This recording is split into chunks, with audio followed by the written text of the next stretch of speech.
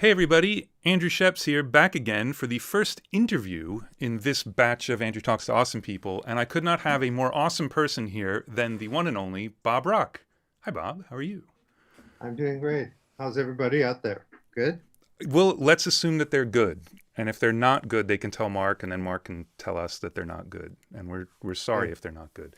But it's been a while since I've actually done an interview. We've been back for a few weeks, but you're my first big night of the thing here, which I'm very excited about. And I want to thank Greg Wells for hooking us up because Yeah. you've been on my list for a very long time. But I hate kind of going through management and stuff. I always try and find a direct way to get in touch with people. So Greg was nice enough to do that. So you're currently up in Canada, the land of your birth. Yes? Yeah. Yes. I'm in Nice. Brian Adams' studio. Yes. The warehouse. A very nice studio from all reports. Oh, yeah. And it's been around for a long time too now, right? Yes. It must be like 10 years or something. But yeah, basically everybody that left Little Mountain, when Brian found the building, he built a studio um, in the oldest brick building in Vancouver.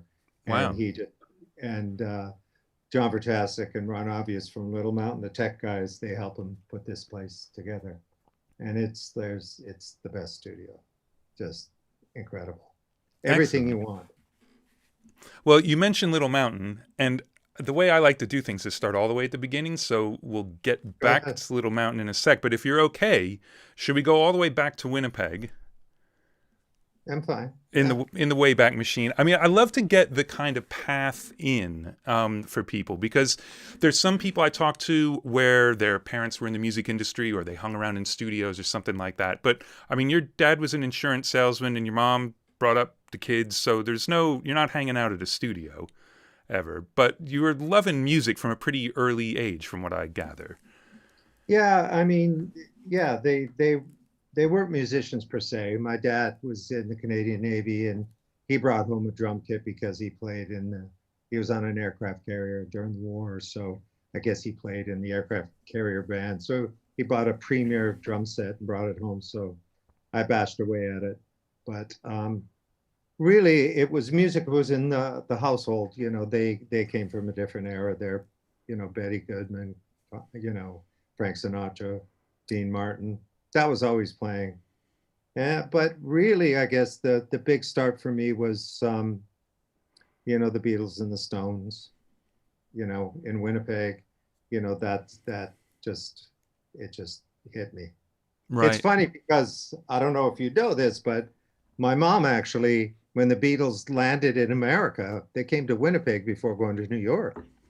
And so my mom, who had a friend that worked at the airport, said, "Grab the kids. The Beatles are landing." So she threw us in a Volkswagen, drove to the airport, and they came off the plane.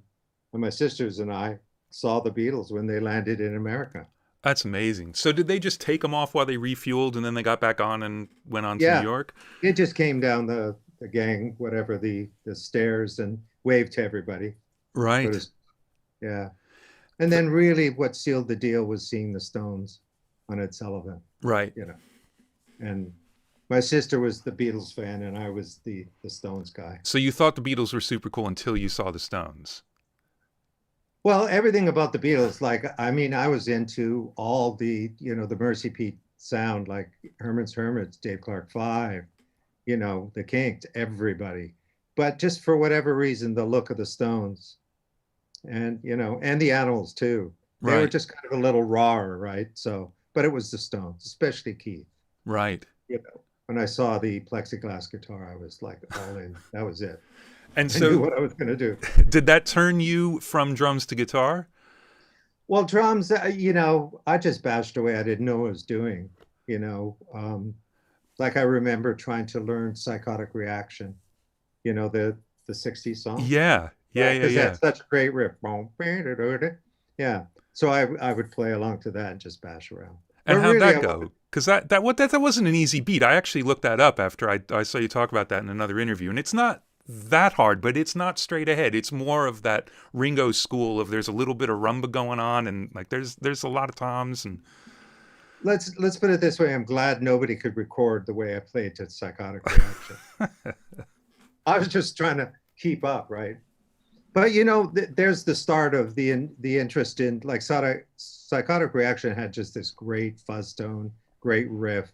Right there, it was all about the sonics, and that just became the passion, my main passion in Right. terms of making records and engineering everything. My whole journey is all about why do I like this and how do I do that, and that's and I'm still learning every day. I learn. Well, and seem to like I watched a bunch of interviews with you, and sort of the most excited I see you get is when you talk about specific guitar tones. Like when you were talking about, there was something, was it from Led Zeppelin 1 where you had most of the pieces of the puzzle for years and years and years, but you were missing one thing? Was it a Led Zeppelin? I can't remember whose tone Yeah, it was. it was probably well,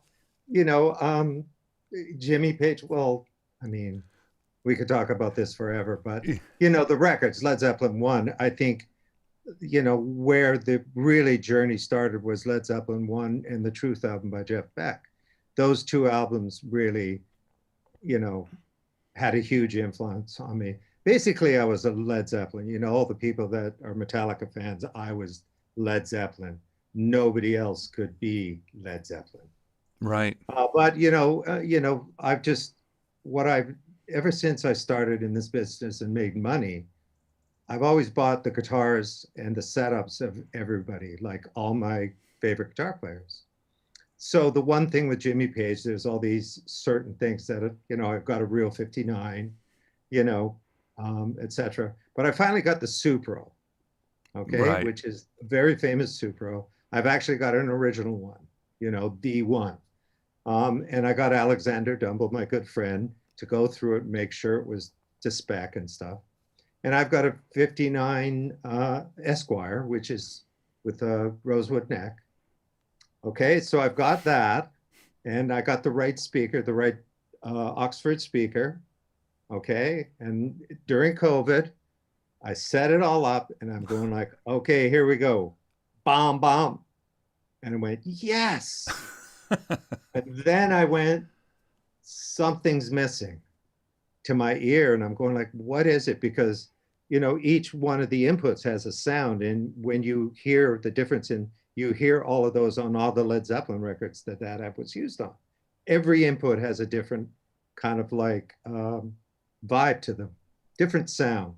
Anyway, so I went online, I'm going like, what am I missing? And somebody said, well, Page used a JP1 on every amp that he ever used. And I'm going, what's that? And it's a tube Echoplex. All right. And I went, well, I have a tube Echo. I've got Mick Ralph from Mott the Hoople. And I ran upstairs, and the tape doesn't work, but the preamp does. So I put it in, and it was just bomb, bomb. And I was dancing like a 13-year-old. It was just like, oh my God. Now I can't play like Jimmy Page, but sonically it was the sound. Anyway. That's funny. Well, so just to jump ahead into a more general question, when you're producing a record, do you have kind of this library of guitar sounds from other things, and you'll be inspired to say, ooh, we should do something like this? Or are you always making stuff up on the spot for the songs with some sort of reference? Like, how does that work for you?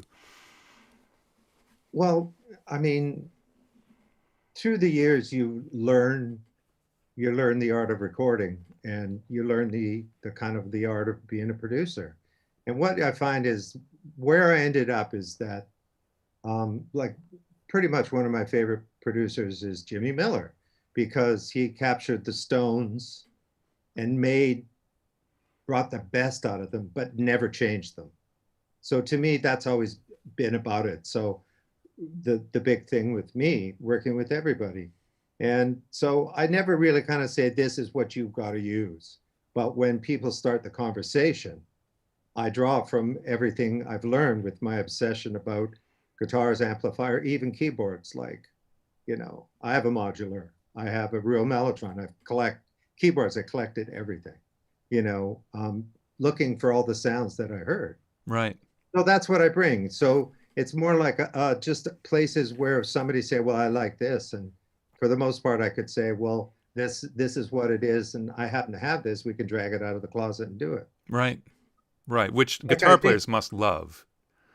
Well, they do, because the greatest thing, like yourself, we've made lots of albums, and sometimes a band could make only seven or eight, right? So they only know what whoever they were working with. That's pretty much their knowledge, in a funny way, right? Yeah. So like, we'll go to Metallica. They work with Fleming, and those albums are classic and iconic, but that's how the only thing they knew. So when I came in, I said, well, I record everybody in the same room. And they were just like, what? Do you follow me? Yeah. But what? And then when they get into why that works, or that experience, it changed the way they thought about recording. It wasn't that I said, you got to do this. I said, but this is how I make records. This is how I know how to make records. You like what I did. So if we do this, and then, we had conversations about why, etc. Right. But it's always about them. And being a musician myself, when I grew up as an engineer and being in studios, I realized that there's this thing about, and especially in the 70s, that the engineers who were the guys that taught me, incredible English style engineers, they taught me how to really record. But there was this thing, there was a lot of rules on, like we had the studio drum kit and everybody had to use that kit. Do you know what I mean? And I'm going like, I don't get it. Why can't the drummer bring his? So it's all I mean? like the pre-Beatles English rules. Yeah, well, not so much pre-Beatles, but it was more the Supertramp and Dark Side of the Moon kind of thing, all condensers. Right. Like we didn't even own a 57 at Little Mountain. I bought the first 57 at Little Mountain. We had one 421, all Neumanns. Well, I want to get back into how you got to Little Mountain, but let's talk about Little Mountain for a second. So who were the people who had this way of working? I mean, how did that happen to show up in Canada? Like, was there someone specific who came and set it up? What's the story behind the studio? Well, the studio actually was a jingle studio. Okay, jingles back then, or commercials, Yeah. were all recorded live with live musicians. So that company, GGRP, a jingle company, they're an amazing company. They bought two rooms, one to do strings in and orchestras, and a smaller one. So we had two Neve consoles and Scully tape machines. So the engineers that taught me, Dave Slagter and Roger Monk, they came from Toronto. So they learned on that equipment in Toronto, and they moved out to Vancouver. So this studio happened, and they just happened because of the people involved. They picked the equipment, and they happened to pick the Neves, right? And so I learned from the ground up. I started in 76, and those guys that taught me knew how to record. They showed me how to record, and they taught me how to hear and listen. Right. A lot of people don't talk about, but it takes you a long time to actually learn how to listen in a funny way. Yeah, definitely. All right, so what's the journey that actually got you to Little Mountain then? What because you've got quite a bit of guitar playing before then, which we got to talk about too. Because but it seems as though like one of the major events that really helped steer you was moving to Victoria when you're 13. You want to talk a little bit about that? Well, when I was growing up in Winnipeg, like I took guitar lessons, and the Beatles, the Stones, and the Guess Who, they were on the TV, and every Saturday, and they played all the hits. So they were on as a cover band, basically. Yeah, they did, like the local CBC station. They played all the hits. I guess it's probably a licensing thing. So they played all the hits, and so they were like the first band I really kind of went, wow, this is somebody that's actually in Winnipeg. But that's where they came from. They were mysterious. I think I've said this before. Burton Cummings wore a cape, and I'm going in 1960. It was just like, wow. He's like those guys in England, right? Anyway. So I was into that, but I was growing up in Canada, in Winnipeg, and we all played hockey. I played hockey as soon as I could walk. So hockey and music were the two things for me. But when my dad moved us out to Victoria, there was no hockey outside. So I was basically alone. I didn't have any friends. All I had was my guitar and music, and really changed my life. I was kind of pissed off at him, but really, that was like a really big time. It was probably what started, really, if you went right back to the beginning, what my dad did was Right. amazing, because I was just alone for probably in my room for 2 years, just listening to records and trying to listen how to play. Wow. Wow. Yeah, because that's a rough age to relocate. It's it's not a good time to start over socially, really. No, and the school I went to in Victoria, they were, Winnipeg was kind of progressive, etc. I mean, just in terms of fashion and everything, and Victoria was definitely like 5 years behind. So it was a pretty rough place. Right. But you were playing with some people there, right? Because if I have this right, this is one of my things is I find like early band names. You're in a band called The Wine, Yes. cover band. So, yeah, I mean, obviously you found some people to play with there. Yeah, yeah. You meet people that are like-minded, and you talk about music, and eventually, I met somebody that had an organ, and he could play the Doors. So then we found a drummer, and we found a bass player. We tried to play the Doors as best we could, and then things shifted as I met other people, and it ended up being the blues thing. And just it's amazing because in Victoria there was all these blues clubs, and Right. because sorry. No, I did not know that. Well, yeah, pretty much all the live venues were blues clubs, and so my sister, who was older than me, she knew all the people, and I could get into the clubs. So I went to all those clubs, and then my band played at the clubs and stuff. So I went from high school sock hops into the blues scene, which was really, which was really amazing. There was, they became, I saw these guitar players that were so great and that played the blues, like Black Snake Blues Band, Silver River Rustler, Moxie, all these bands that were played English blues, Right. which was it was like mini England to me. It had a huge influence. Right. Yeah. And a really different take on guitars. I mean, because it's like they'll have their guitar, but it's not about it's the gear and the amps and the whatever. It's the fingers and the tone coming out of it. And did that influence you in a different way, or like it's just all guitar, it's just all learning? Well, no, I think the thing is like you see what other people are playing, and there's so many different the input into my mind at that age. I was just soaking up everything. So I was buying records like the records I talked about, Truth and Led Zeppelin, but also Super Sessions with Michael Bloomfield. That came into the thing. And then one of the guys in one of the bands had a 59 Les Paul, and they were playing super reverb. So that became the setup that I wanted. In my yearbook in grade 10, ambition was to own a Les Paul. Well, you have You know, achieved that, sir. yes, apparently I have. It just, at 13, 14, music was everything. Right. It became my life. And The Who, because I know Pete Townsend was an influence as well. Well, that gets into that it seemed everybody was a better guitar player than me. Right. So what I did is like, so I did my best to try and learn how to play fast and all this stuff, and I could get by, to a certain extent. But what I noticed with Pete Townsend, to me, was his rhythm playing, right from the beginning, and the fact that his whole thing was songs, and basically his guitar playing was about the song. So in a funny way, I took an easy way out, but what felt to me is I would concentrate on the sound, and his playing, like he could play an A chord better than anybody I ever heard.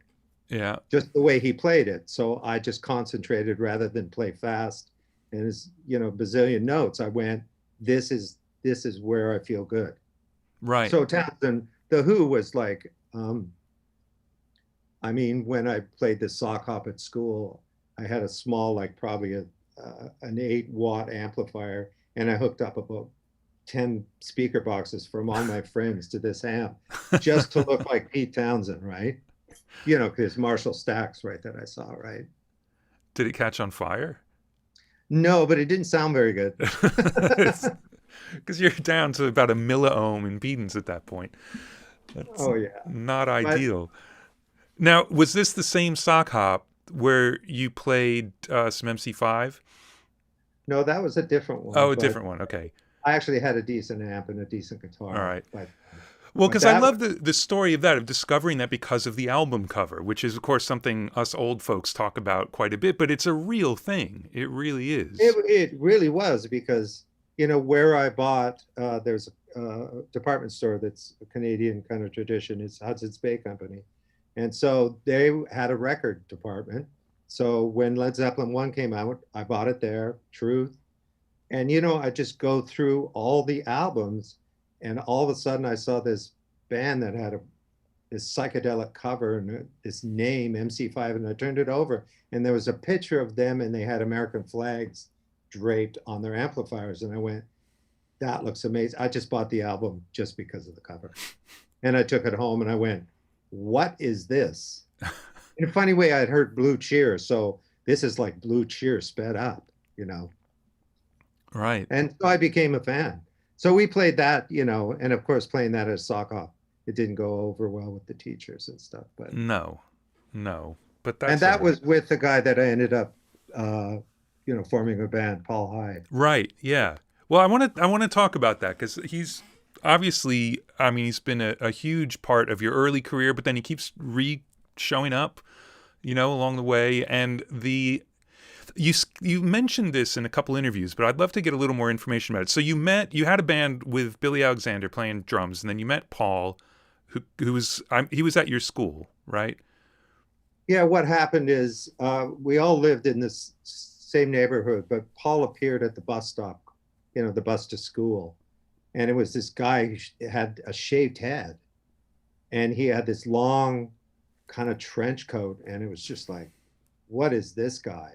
And I found out he was English. And of course, nobody would talk to him. And I finally, at the bus stop, I said, "I hear you're from England." And then, one thing led to another. And we found out, oh, he's kind of cool. And he knew all the bands. I said, "What do you like?" And he liked all the same bands I did and Billy did. So we just, we gave him a bass guitar. He's the bass player. And we just started just playing in our houses, you know. Right. And did you guys start writing right away, or were you doing covers, Oh or God. no? No, we did covers. We did, blues covers and, just anything we could learn how to play. So when did that turn into more of a writing thing? So, and I want to get stuff in order here. So when was it that you went to London? That was before, that That was was pre 19, Payolas and that, all that, right? yeah, that was 1973. Now that we were playing blues, so we thought like what we just like were so into was the English music scene. So we had this great idea. Actually, there was a band from Victoria that went to England that became quite known. They were called May Blitz. Hmm. Okay, and the guitar player went over there and with two English guys, and they made a couple records. Came back. They were like superheroes back in Victoria. So we thought, let's do the same thing. So we earned enough money and we got on a flight. I was basically 18, just out of school. So we saved the money working in a restaurant, and we went over there and we landed there. And the first night we went to the Marquee, which was like the place. And I think we spent most of our money that night on beer. There's a lot to that story.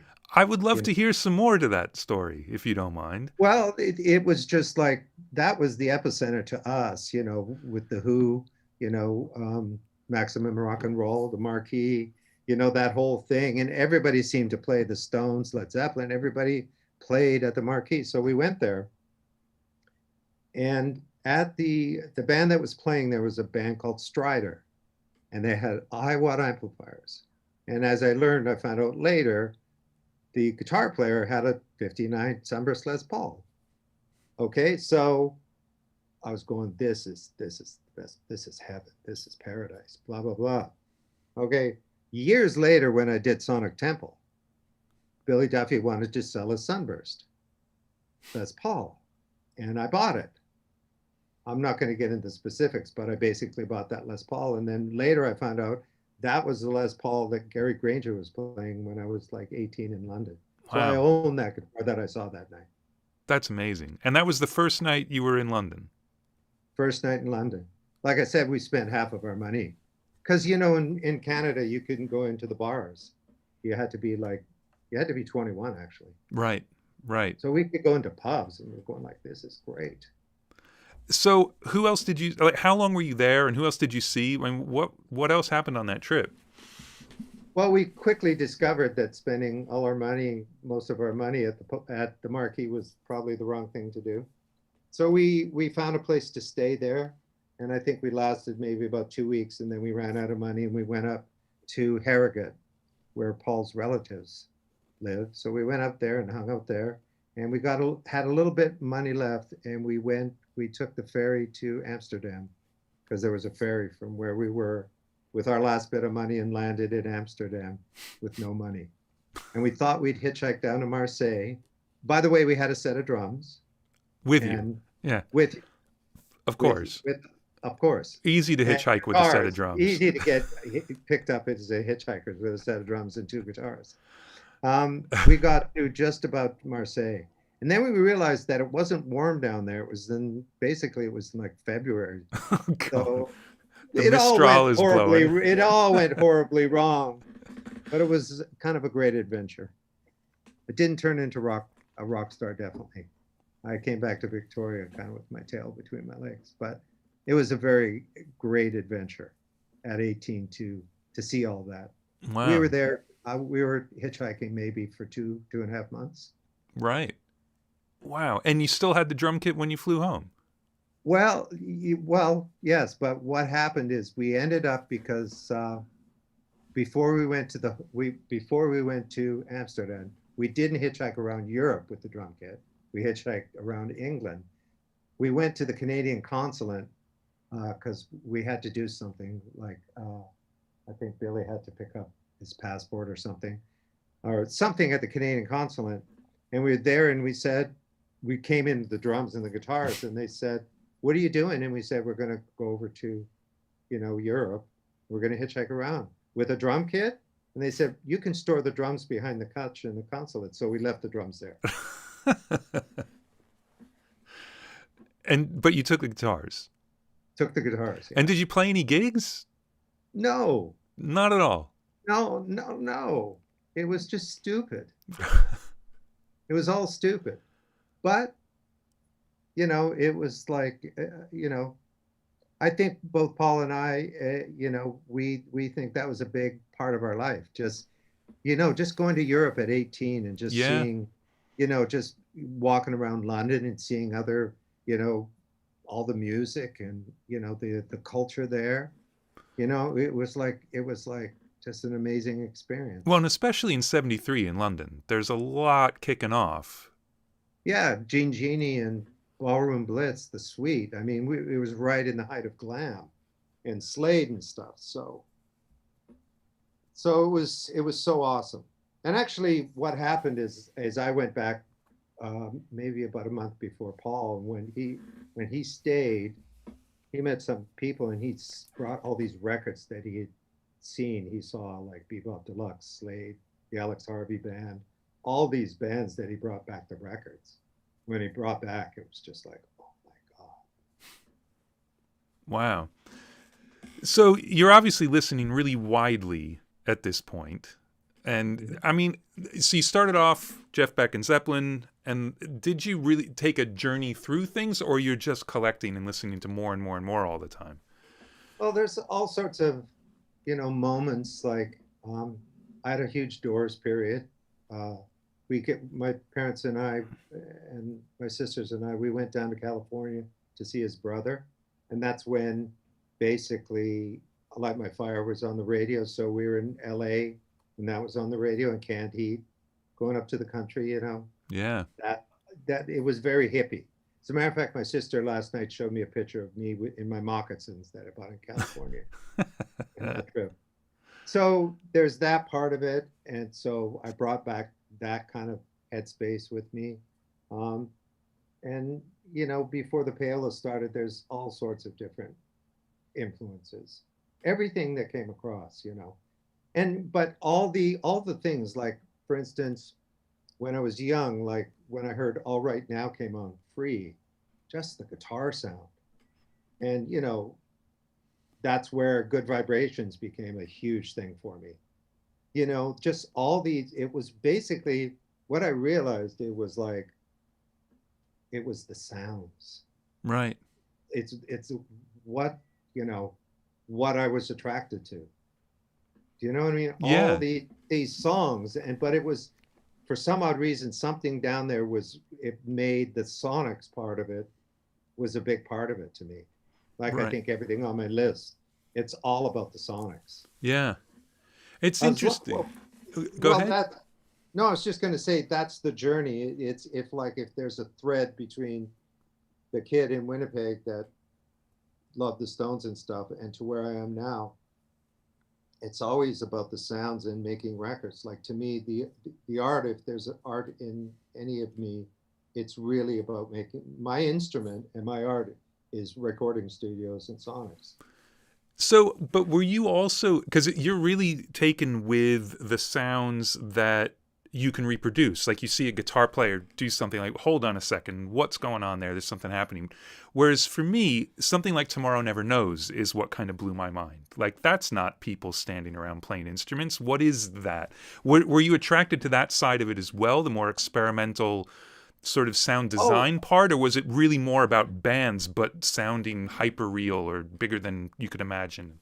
No, it was, when I say sounds, and it's not just hyper real, it's like, what, like, this amazing thing happened. And I was in grade 4 in Winnipeg, okay, and when Sgt. Pepper came out, okay, the principal gathered everybody in the high school gym and played the album to the entire school. That's the best school ever.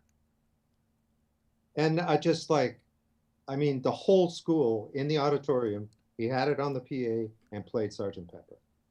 Wow. And I'll never forget that. I didn't even understand why he was doing that, but I just remember being in this auditorium and that echoing around and going like, wow, this is weird.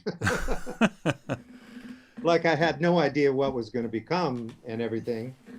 Like, I don't think I had the money to even buy a record. Right. What an amazing thing to have happen at school, though. Well, yeah. And these are those things, I think, that start the journey, as you would say. These are all the things that kept drawing me into it. Yeah. The other thing, and when you talk about, like, it wasn't just about guitar sounds, etc.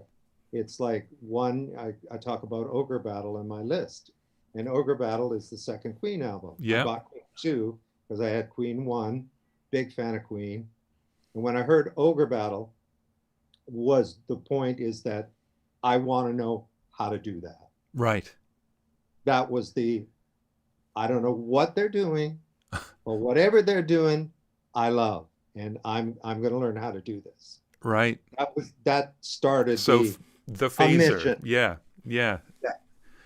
And it's really interesting because if you're in 4th grade and the whole school has to do anything, at that age, it's important. Even if your parents put it on, you're like, oh yeah, I think I like that. Like, if you're summoned for the entire school to listen to a record, this is an event. And it would have to be pretty extraordinarily terrible to not be sort of amazed by it at that point. Yeah, I didn't really know. I don't think anybody really understood what was going on. But you knew it was a big deal, right? Well, I knew it was the Beatles because he said it was the Beatles. Of course, I knew the Beatles, but just that event, I still remember it. I actually can picture it. That's I know amazing. where I was sitting in the auditorium, right? Because it was such an experience. Those things just stay with you for the rest of your life. Yeah. Coming in a Cape, all this stuff. Yeah. All right, really stupid question again. I should know this. In Canada, were you getting the mono pressings or the stereo pressings of Beatles records? Well, originally it would have been mono. So you're getting you were getting English pressings in Canada, basically. Yes. Right. And then eventually, well, I know Led Zeppelin 1 was stereo. Right. Truth was stereo. I don't think I was really that hip that I would even know. I'm not sure we had a stereo record player when Right. those came out, right? Yeah. And Right. here's an interesting fact. I never listened to any of those records on headphones. Really? I always, yeah, like literally, and this is embarrassing, but really, I've never listened to music on headphones until maybe a couple of years ago Right. because I just, it just never occurred to me. Why would you do that? Because I like, I've been in studios for like 40 something years and, cars and stereos at home, but it was never occurred to me. Why would I want to do that? Yeah, Because well, see, my parents didn't want to hear Queen 2 as much as I wanted to hear Queen 2 at Night at the yeah, Opera. So I always commandeered their stereo, but in headphones. yes, I just turned it up And got away with it. and got away with it. Yeah. Nice. Nice. All right, well, look, let's talk about how you ended up at Little Mountain, because we got to get you into the studio and into a band and all that kind of stuff. Well, you know, I've been through all sorts of bands and nothing was really happening. And I was working all these horrible jobs and I But you just wanted to wa- make it as a guitar player in a band at that point. I just wanted to be in a band. I wanted to make music.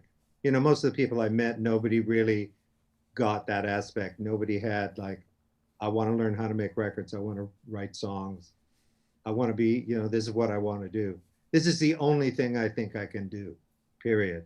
But I worked in labor jobs and stuff. Anyway, just I was listening to the local radio station, I think it was CFOX in Vancouver, and they said that I heard this ad that the Records and Arts and Sciences of America was had these do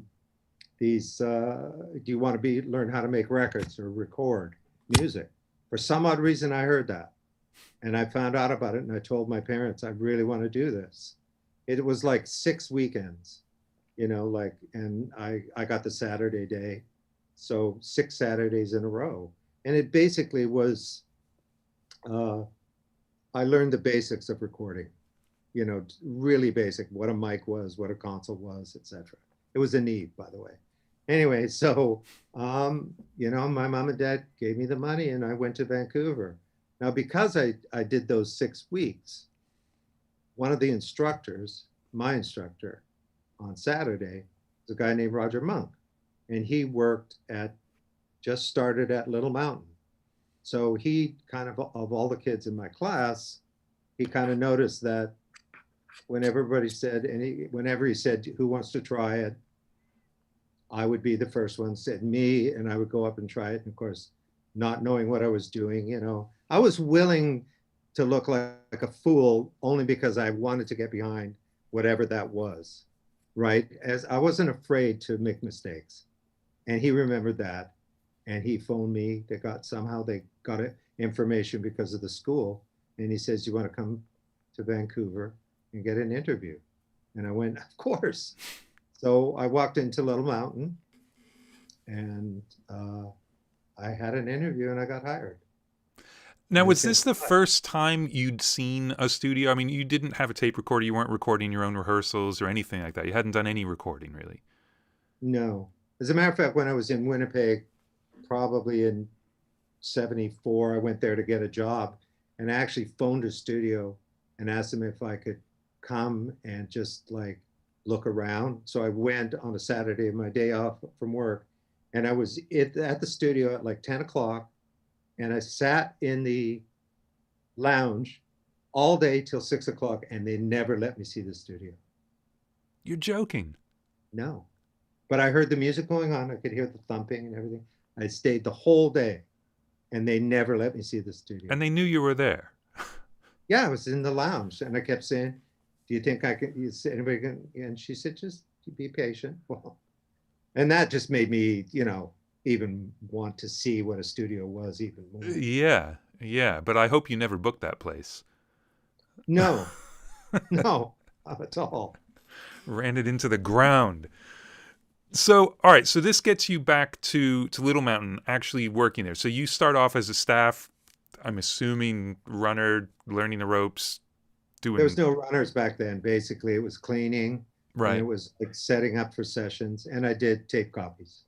And was this jingles during the day, records at night, like a lot of studios were, or was it? Yes. Yeah. Yeah. So same Yeah. thing. Yeah. You know, the great, actually, the jingle thing was actually an amazing thing when, all of a sudden Roger was sick one day and all of a sudden I started doing sessions. And when you think about the jingle, you're basically making a record in a day. Yeah. You'd record the band live, you'd overdub all the vocals, and then you'd mix it. So you'd start at 9, and by 4 o'clock, you'd have a 1 minute record. That stuff was priceless to me. And I talked to Bob Clearmountain about this when I had lunch with him a few years back, and he had the same thing. I Yeah. mean, All the sound jingle, techniques guys, exactly the same. Yeah. yeah, all from that era where I came from, jingles were really what got us into the studio and learn. Like when people say, like, how could you do Bublé? You're Metallica's producer, right? But nobody knows that I spent 10 years doing jingles and audio visuals and recording strings and orchestra. I mean, I knew how to do that. It wasn't foreign. You follow me? Yeah. That stuff. Yeah. Yeah. Just learning how to record and mix. Yeah. I And mean, yeah, it was an experience. And that's like, for instance, the first Loverboy album I did, I mixed on Oratones, that record, because the JBL sucked. They sounded great, but it sounded horrible when you took it home on the cassette. right. So I just mixed on Oratones. Just sold I another didn't 50 even, pairs of Oratones by saying that. well, actually, talking to Greg Wells, I was telling him about that. And so he bought Oratones and he says, thanks for the tip. Yeah. So now he's using Oratones.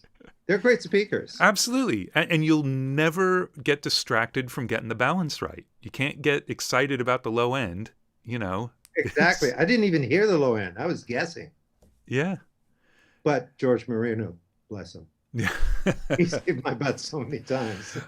Well, so you mentioned Roger and the other guy who's the engineer at the studio. So were they were basically your mentors as an engineer? Absolutely. Learning from them. Yeah, they taught me how to record. They taught, it was I guess the next progression from the introduction of the school. Because there I was in the studio and setting up, and it's like I used to set up the console for them, like basically plug everything in, test. I even would set the EQs, right? Because I knew what you just learn and how to place a mic and why, and what the mics were. The Neumanns were actually, it was good to learn with the Neumanns because I still use them today because of that experience, because I know what they sound like. You just learn, like like for instance, it's like so many people when a mic doesn't work, they'll go like, what's going on? And, I can tell when it's not working because it's not where the level's not where it's supposed to be. It's be minus 30, Right. And if the pads are in, it's up to minus 40, but that's not what the mic should be. So the pad's in. So you go and change the pad. Right. You learn, but you know what I mean? Yeah. Yeah. And they taught me that. And they taught me about phase and why and how to mic properly. Right. Because you had to move fast. You didn't have an hour and a half to get a drum sound. No, you basically had 15 minutes. Right. That's why I preset all the levels. And how quickly, once you were there, were you able to use the studio at night or weekends and actually start on your own doing stuff? Well, the studio policy was that any of the assistants could just take a tape out of the vault and just practice mixing. Right. So I would imagine you were doing that immediately. Well, yeah, of course. But it's funny. Somebody said, did you ever smoke pot while you were working? And I said, well, when I first started at Little Mountain, the first mix I did, I smoked a joint, pulled the tape, and I mixed it, and I went, man, I know what's going on. And the next day, I put it up, and it was terrible. And I never smoked pot ever again, because I wanted to be a good engineer. There There's a are, lot of guys can do it, but I'm just saying it didn't work well, for me. there are more guys who think they can do it than guys who actually can do it. I've had many a recall the next morning from people who get super excited about the top end at about 3 in the morning. That's not happening. So when did you start actually recording other people? Um, I recorded every type. Basically, like you said, the jingles during the day and at nighttime, people would get deals. So I recorded, religious bands, country bands, just anything that came through the door, you Right. know. But the real big thing, of course, in Vancouver, at about, I guess, in 1978, it would be 78, 79, the Vancouver punk scene and punk music generally worldwide broke. And then that changed everything. And I started a band with Paul, my friend. We started a band called the Payolas. But basically, the punk scene, um, nobody wanted to record them, so I recorded them. So they all came to Little Mountain, and Right. then that's production. Like most of the punks, I wasn't really producing. I didn't know how to produce, but I recorded them and kind of gave them tips because they'd never been in a studio. Right. But that's where you start learning, you know. And actually, there's the documentary on punk music that Iggy and John Barbados did. Mm-hmm. What came out of that is that finally somebody said what I've always thought is that the majority of punk music at that point was not about changing things or tearing down the government. It was just a way to get into a studio to make records. You follow me? Yeah. Like we didn't have to be virtual players, but we could make a record. And Paul and I, that was the thing. We can do this. We can play three chords really fast and Right. figure out how to write a song, right? That's what, some of the documentaries, I'm blabbering here, but some of the documentaries that I've watched through, COVID, etc. Some of the documentaries about the beginnings, it was like straight out of Compton. That was very similar to the punk scene, Right. in terms of where it came from, right? Like, just sharing cassettes and stuff. Yeah, and All people that being able stuff. to express themselves without what people would say is a traditional music education or whatever. Yeah, yeah. It's very similar. I saw, and that's what that punk music was. Well, there is a great quote from Chrissy Hind in a documentary. It's got to be a 20-year-old documentary now, and I don't even remember what it is. But she was asked, so why do you think the punk scene ended? And she just said, we all learned how to play our instruments. We were writing more complicated music. It just wasn't punk. None of us got sick of it. We're just as angry about things, but we knew 12 chords and we wanted to play them all. So, Well, I think there's an aspect to that, but I think also the music business really didn't like the way the music business was. The record companies, they didn't like going into a punk rock show. It wasn't the same as the rock. It wasn't big business. It wasn't all those things that were with the business at that point. Go to a dingy club and see these people spitting at the band. yeah. Do you know what I mean? It was Yeah. like they're going like, I no, I'm not into this, right? It's a That's what real. I saw. Go ahead. I was just saying that's what I saw. I saw that, like even the people that were on the label that we were on, IRS and then A&M, the promotional guy, Charlie Miner, says, I love your music, but I can't really do this. And it was because of that.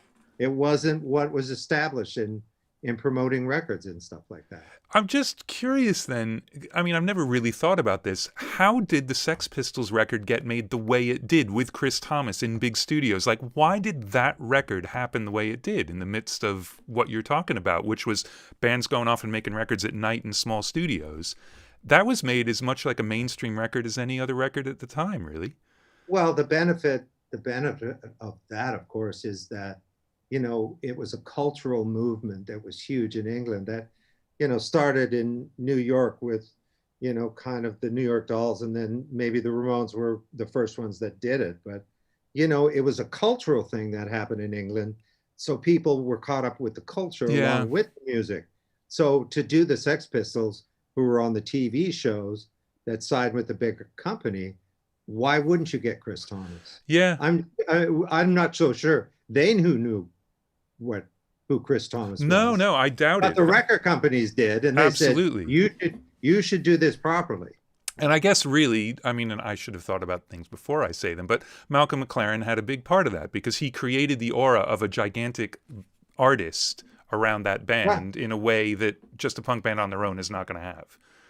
Yeah, make no mistake. Really, it was New York, Los Angeles, and Los Angeles, San Francisco, New York, and London. I mean, we had a punk scene in Canada, but it was never like that.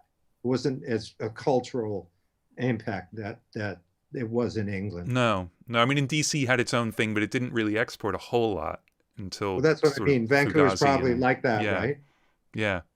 Yeah, amazing. So, all right, so you get back with Paul Hyde, and you're starting to write at this point. Like, when did you start writing and realize that that was something, first of all, you wanted to do, but also something you were good at? Well, who knows if we ever got good, but I think you got good. The thing is because, learning how to do the jingle thing and then starting to record all these things, you learn you're seeing how other people put together music, and you learn how to, like I learned how the structure of a recording is. Do you follow me? Like an arrangement things. So you realize that there's actually a kind of like, there's a craft to songwriting. So I was witnessing the craft. So I was taking it all in. And then Paul and I got back together. And because of the punk, we got together and started playing. And we started writing. We just went, well, I can record this. So I'd say, I bring an idea. I think our first song that we got signed on was China Boys. It was basically 10th Avenue Freeze Out. Played like a punk band. The two changes. Right. Do you follow me? Yeah. And we just recorded that, and he wrote the lyrics, and we just put it out, and we got signed on that one song. Right. I'm not kidding you, because it sold. It was huge. Now, when you say you put it out, what exactly do you mean? 1,000 singles. Right. So 45 vinyl, 1,000 of them. 45, yeah. A horrible song and B-side. And where did you put them, and how did they sell? Like, how do you end up selling those? Oh, there's what's the name of the store? I forget it. All the independent record stores in Vancouver. So you went around, put them in there on consignment. Yeah, and you just get them, and they would sell them, and then the local paper would write about it. And we had the university station, UBC station, the University of Michigan. They had their own station, and they played all the punk music and stuff. And of course, that happened all across Canada, and really, it formed really quickly. But then, there was an A&R guy that signed Bryan Adams, and he signed us based on the fact that punk was, they couldn't ignore basically what was happening. And especially with the bands that they had attention paid to them, like the Police, when that started happening. When Blondie came, those seemed to be acceptable. It wasn't like, it wasn't the Dead Kennedys, it wasn't the Subhumans, right? Right. So it was kind of like punk pop, basically new wave music. Right. So I think they were, I guess, A&M, what they saw is that the song was put together really well. Yeah, and it sounds great. Yeah, so there you go. And so we got signed, and it was funny because they said, do you have any more songs? And we said, oh yeah, we got lots of them. We hadn't. So you basically wrote those two, recorded and put them out just to see what would happen, and then exploded. And we got signed. And all the other bands in Vancouver hated us because nobody else got signed. And they all had at least 3 songs. Oh, more than that, probably. Well, see, that was the problem. Exactly. They were writing too many songs and not concentrating on the hits. Anyway. That's really funny. Well, I mean, so you get the songs together to make your first record. right? You try and get Mick Ronson to produce, which I think is great. That's what you decided you want to do, especially coming out of the punk thing, because it's not the most obvious choice. I mean, Yeah, really, but to Paul and I, the bands that, I wouldn't call them out the hoop of glam, but they, that period, like for me, Mick Ronson was like, I wanted to be Mick Ronson. I had a poster on my wall, his Play Don't Worry, him playing a Les Paul. I mean, and then Mick produced the David Johansen album right? after the Dolls, right? And we liked that, and we thought he produces albums, so we took a chance. And of course, we didn't hear from him. I think you must know the story that we sent him the demos, and we didn't hear back from him. So I didn't like anybody else that the record company chose, but so I did it myself, and it was a mistake. But hey, it was a learning process. And they let you do it. They're just like, no problem. Well, Go because do-" they liked what I did when we did the single and the Right. EP and stuff. So they Right. said sure. But what happened is Mick finally heard the first album demos and said, yeah, I'll do your record. But we just started writing the second album. Right. So he came up to Vancouver and we went through all the songs, and another big point, pivotal for me, to be in the room with him for one thing, but him, liking our songs and what happened, during that thing, it was incredible. I think I've talked about it, but basically I had done Eyes of a Stranger over a jingle track. I was listening to the Natty Dread album, and I noticed that some of the songs that they were playing to a drum machine, and I'd never heard that before. So, and I found out, somebody told me what the drum machine was, so I bought that drum machine, and I kind of pushed buttons, and I found this kind of cool rhythm. Right. And I wrote the bass line to Eyes of a Stranger, and I did a demo of it over another jingle that nobody was using anymore. So a piece of tape, and my drummer, the Payolas drummer, was the assistant. So we just recorded it, and I overdubbed it.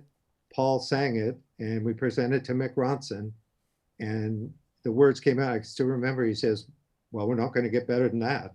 And we're going like, what do you mean? He says, well, I'll just overdub some keyboards and we're going to do this edit.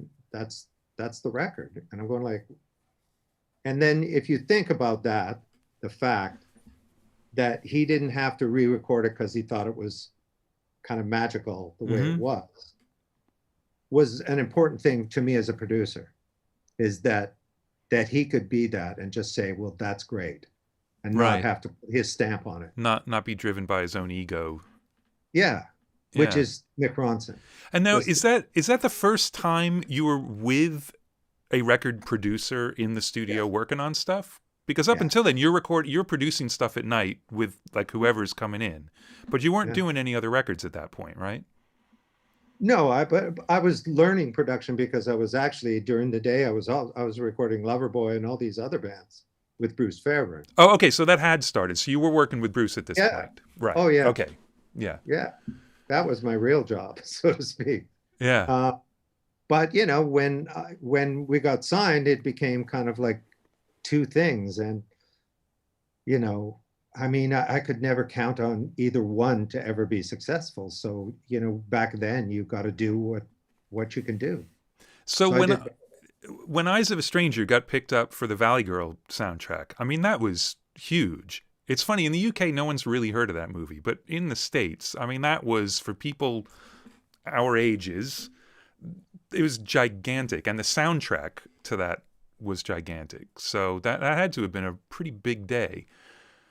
Well, it was. Just hearing it on the radio, I mean, that was the song that all of a sudden is Who's This? And I mean, it was incredible to hear something that you record, and it was just incredible. I don't know. I'll just never, I can remember when it came on the radio and I'm going like, oh my God, I actually made a record that could be on the radio.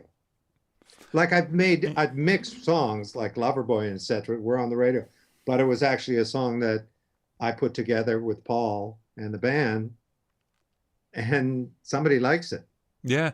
And it's, man, it still holds up. It sounds great. And it's definitely not a punk song. It puts you squarely in the kind of early new wave thing. But I also, one thing that struck me today was the way he constructed that melody, that how long he holds the word eyes, and that's the hook completely, is how long he's holding that with everything going on underneath, and then finishes the line. Was that just from the get-go, that's how he wrote it, or was that something you That's guys... how he wrote it. Yeah. And what did you think the first time you heard him sing that? Well, I thought it was good. The thing is when you're writing and you've never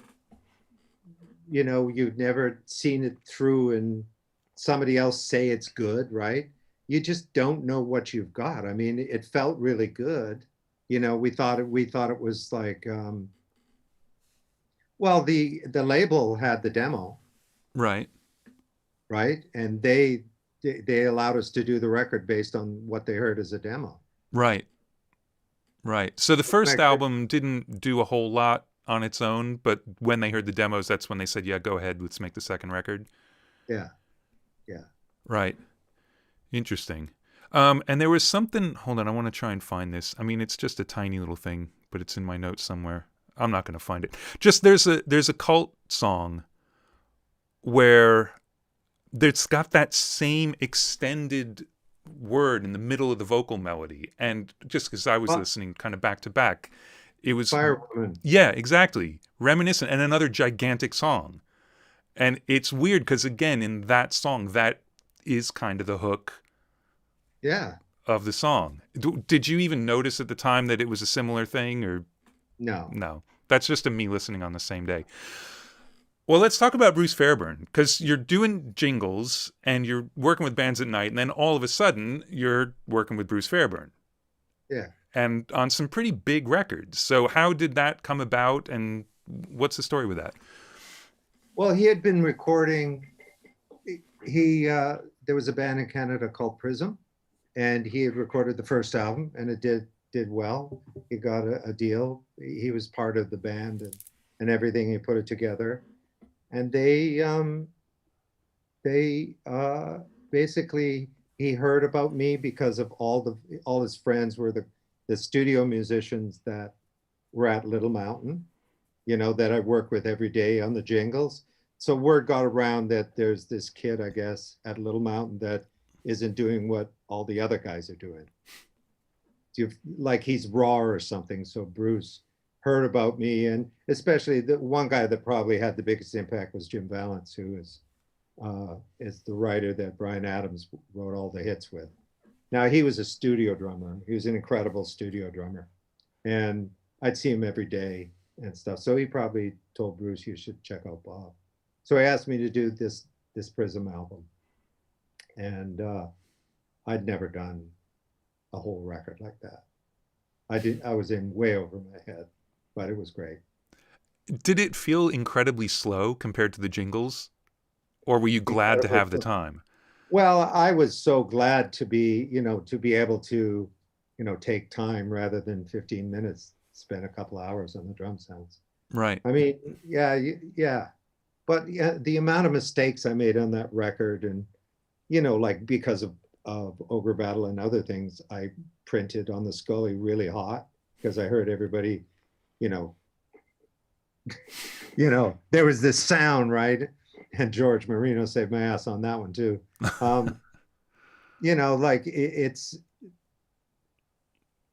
Bruce was great because he allowed me to do he wasn't a sonic guy, so to speak. He didn't really know engineering. He became dependent on whatever engineer, he was working with. But he had worked with great engineers before me, but for some odd reason, he took a chance on me. Right. Which is, was an amazing thing. And that worked out. Yes, because we just formed the Prism record did really well in Canada, and it did okay in the States. And it just, for whatever reason, he liked what he did, and we communicated well. I did what he wanted, Right. And, and I learned a lot from him too. So we kind of grew up from that point because we're doing so many records together. We both kind of got better at what we did, so to speak. Right. I mean, and would you say he's kind of a mentor in the production side of things? Well, I would say that I'm not sure about a mentor, but he was somebody that showed me a side that a producer has to do. Like like the two of us kind of butted heads in terms of what the music that we like, so to speak. I came from a different place than him, but but what he had is what he saw something that I had that he liked. You follow me? So, but what he showed me is really how to handle the people and how to get the best out of people. He was genius at that. Really to see the bigger picture. We had never looked at the bigger picture. Right. He had made a couple records, you follow me? So I guess in a way he mentored me that way. And I've heard you say in other interviews that his biggest thing was that he was in control of the situation. It didn't matter who he was working with. When it was time for dinner, he was going.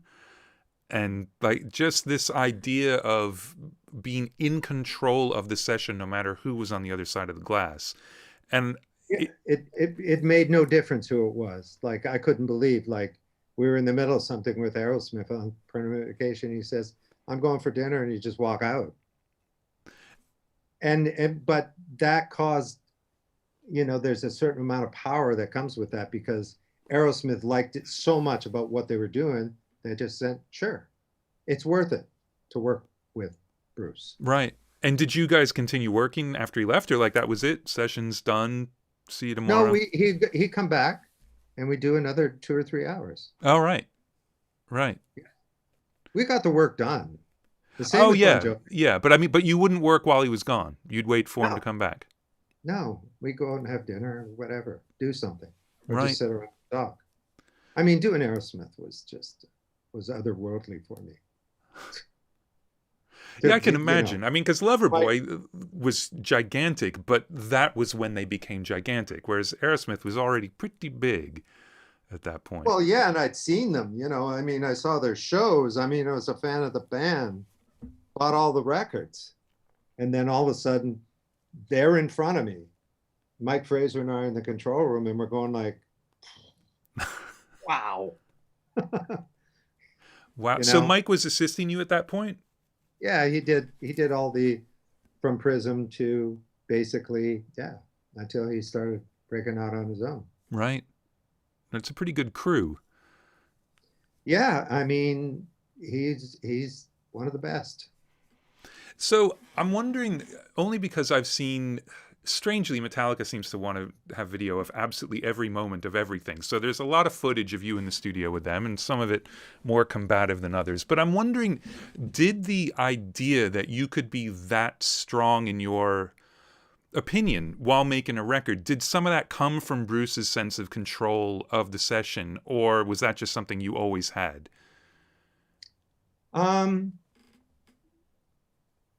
I mean, I think whatever you see in a video in terms of Metallica, if there was any kind of control, it was more like, I'd had enough. It wasn't me trying to control it. It's like like my personality is, I can take a certain amount of whatever comes at me. And there's a certain point when no. But you'd never give in. You'd never like, man, I just got to get through this day. Let's let them do what they want. Like you'd always push. Oh, completely, because I believed in the overall thing. And I can't stress enough about the fact that when you spend like with those guys, the more time I spent with, the more time I was drawn into who they were as people and as musicians. You just become this part of it that, they're just so good at what they're just so into it and so deep. I'd never been exposed to a band like that. Like right. that deep.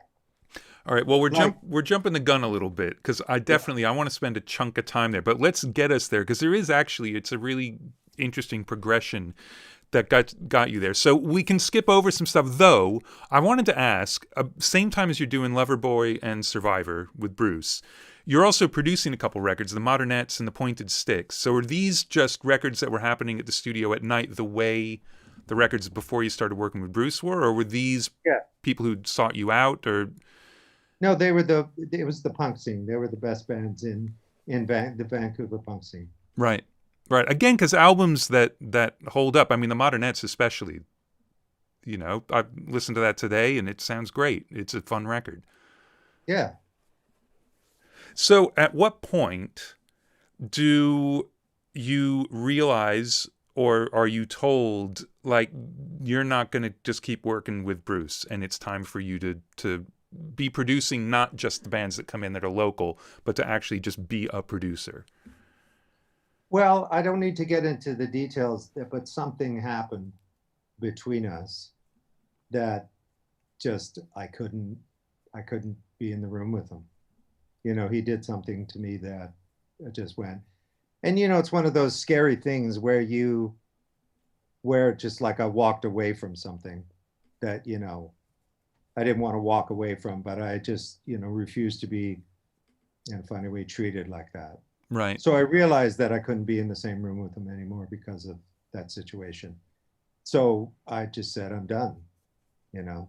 And it was terrifying, because I think, maybe other musicians or producers, at least with me, I always thought that it was all going to go away because I couldn't believe what I was doing, what I love so much and passionate about, that I was making a living at it. But I thought, eventually somebody's going to see that it's all just imposter syndrome. what I mean? It's not going to, it's all going to go away. Yeah. Nobody's going to phone, right? Yeah. So I thought it was like, this was it. And it, eventually somebody said, I've got this band called Kingdom Come. The A&R guy that signed Bon Jovi. And he says, they got a bit of a Zeppelin vibe to them. Do you want to do the record? So I did it. So that's when all of a sudden I produced. Right. And I was fine because of all the bands that I'd worked with. So it wasn't unfamiliar. It wasn't like a big jump. And I'd been around Bruce and, like even all the bands like Bon Jovi, everybody, I mean, I was in engineering and I wasn't producing, but I was there part of it all. Right. You're kind of involved in anything, And having been in a band can't have hurt. Having produced your own record can't have hurt. No, all that stuff just all helps. Yeah. All that stuff adds up to where you're at whatever point. At that point, and then from that, it was one after another. Well, so with the Kingdom Come record, I mean, the first time really producing for a major label and all that, did you find out that there were holes in your production knowledge? Because obviously the producing in the little micro within the song, I don't think you would have had any problem with at all. But the stuff you were talking about before, the sense of the bigger picture and completing a record and making sure that you're always moving forward as opposed to just like, yeah, this guitar overdub is good. Was there anything you found out that you had to work on, or were you just ready to go at that point? Well, I was confident in what I could bring to this situation at the time, which is, and let's face facts, a lot of what people liked about what I did was the sonics. Right. And I had to learn, when you become a producer, it's not just about the sonics, it's about, people management, it's about everything. So I knew it and I was around it, but when all of a sudden it's there, it's a different thing. And during Kingdom Come, I realized that I couldn't be what I wanted to be as a producer if I was doing engineering and producing at the same time. Right. So you realized that almost immediately then.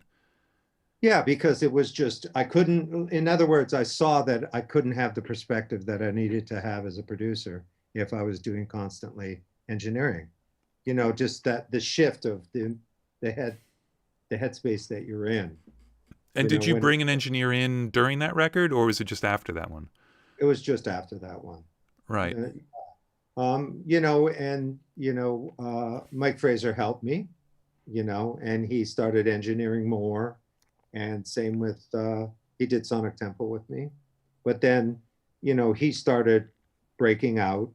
And then the next guy that I brought in was Randy Staub, Yeah. No and slouch. I think it was on the Blue Murder album, I think, where I was at phase one. I needed to do something, and I had the tapes, and I walked in to phase one, and Randy was the assistant. And I just noticed that he had the knowledge and he had the personality. And I went, when I went to do Dr. Feelgood, Mike was doing something else, and I took a chance on Randy, and it turned out to be great. And were you always mixing at this point? You took back over to mix? Well, I always mix though. This is the thing, and what ends up happening is that, I'm constantly engineering mixing, but I have that person. But to me, somebody that helps me does the engineering and helps with all of it, they get credit for it. But, it's hard to find out what the rules are in terms of what an engineer, Yeah. a mixing engineer and a producer is. But, I'm overseeing everything, but I know I can't do it all. So Right. I had to have somebody that was kind of this, that had the same perspective as me, and the sonics that were like mine. Right. Something that wasn't a left thing field that I wasn't doing. Right. Right. Which I don't know you what would I have said, but heard immediately, Yeah. yeah. If something weird was going on, it's not like it was going to get past you. Yeah, basically, and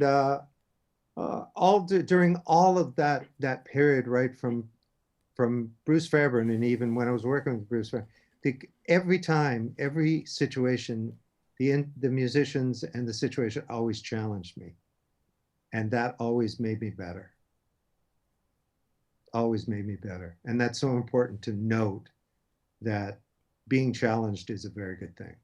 And now, challenge just in being pushed to make a better record, or more specific, like actually people challenging you at the time, or Well, just like, for instance, the first Loverboy album, and it's a kind of a funny story, but Paul Dean, who is, he was the guy that, there's always the guy that's with you every moment while you're recording. Paul Dean was the guy, and he was the first guy that he had, this is my amplifier, recorded. This is my guitar. This is my sound, recorded. And, which was refreshing to me. I like the fact that he built his guitar and everything. But, he was like, he kept going to the Pat Benatar album and saying, it's got to be as good as this. And I'm going like, okay, I don't know how it was recorded. There was no internet, I had to kind of figure it out. yeah. So he pushed me. And he said, that's not good enough, and I need this and I need that. And I'm trying to eventually I made him happy. So anyway, so I mixed the first Loverboy album, and it did very, very well. But then maybe about 4 years later, I was doing an album called Shanghai with Bruce Fairbrain. And the album before what we did was produced by Mike Chapman. And they said, well, actually, Mike Chapman was listening to the first Loverboy album and telling the engineer that he wanted to get the guitar sound of the first Loverboy album. So it's kind of funny in a way. We were trying to get them and they were trying to get us. Yeah. It was fun back then, though. That whole thing, the competition thing. Right. Right. And the never, ever, ever compromising thing, the never just getting through the day. It was always about the record as it was going to be. Yeah, I mean, like it's same with Tommy Lee with Dr. Feelgood. He said, I want the kick drum to sound like a rap song. And I went, okay. You listen to it, and it's like there's just all this size, and then it's like, how do you achieve that? Well, the AMS, we used to use kick samples, and we trigger from an AMS, and then I figured out you could actually change the pitch of it. So we detuned the kick drum, and we found the sweet spot where it all came together. That combined with the real kick, etc. So we got into sampling and changing pitch, and Right. that's where we could deepen everything and get the weight that Dr. Feelgood has when you hear Yeah. that. And they But that came was to you. that was him challenging me. I didn't know how to do it. I had to figure it out. Right. And so the kind of progression was the Kingdom Come record, then the Cult heard that and asked you to do Sonic Temple, right? Basically just based on that record. And then Dr. Yeah. Feelgood came out of the Cult record. Do I have that right? Well, the Cult record, and it came out of Doc McGee, the manager. Right. Yeah, it came out of him knowing me, having done the Bon Jovi records and everything. You know, he just says, and basically the success of Sonic Temple and everything. You know, we got together. Yeah. And So some pretty huge hits, like right out of the gate, both as an engineer and as a producer. You did all right, really. I did okay. I did okay. I was trying. I was just trying to be good. Yeah, Just well, trying to get another job. right. Well, there's a great quote. I think it's "Slippery When Wet." When you guys are listening to that, I guess towards the end, you're like, "Wow, this might go gold, and we'll get another gig." Yeah, that's Bruce and I are going like, I think this is good. Yeah, we'll get Yeah. another gig out of Yeah, this. 16 million records later, or whatever it was. That's pretty good. That's pretty good. All right. Well, look. I mean, we were already getting to Metallica, so we've got about half an hour, really, before we get into Q&A. Let's do it. Let's do a half an hour of Metallica train, and we may have Sure. to come back to this because there is going to be a part 2 if you're all right with that. Yeah, of course. All right. So, on the heels of Dr. Feelgood, from what I've read, that's what got Metallica interested, the sonics of that record, right? Yes. And so this is going in to make the Black Album, and you'd heard. I'm just going to say all the things I already know, and then you can expound upon all of it or tell me I'm totally wrong. But you'd heard "Injustice for All," which, of course, to Metallica fans, that and "Ride the Lightning," like that's it. That's the gold standard. Never going to get better than either of those records. But you'd seen them live and knew that, or to you, they just had not actually captured what they were as a band on a record. That's basically, yeah, because the Cult were warming up on the Justice tour, and you know, I bought Justice, and you know, every kid had a Metallica shirt on it, so on them. So you know, when I stayed and I watched them, and I just went, like, I don't get Justice. You know, I'm not into whatever happened. I just went, I don't understand why they don't sound like that. Like, because they had so much weight and power, and it just wasn't on the record. Right. It happens all the time, as you know. Yeah. Sometimes live is like a different experience, and sometimes, you know, in a studio and stuff, depending on who's doing it and whatever, sometimes you don't capture that. Yeah. So who came to who to talk about that? How did the meeting first happen? Well, their managers approached my manager and asked if I wanted to mix it. And I said, yeah, I don't really want to do that. I said, but I'll produce it. And then we didn't hear anything. So I don't know if they were kind of put off with the fact that I just said I want to produce it, like how dare he or whatever.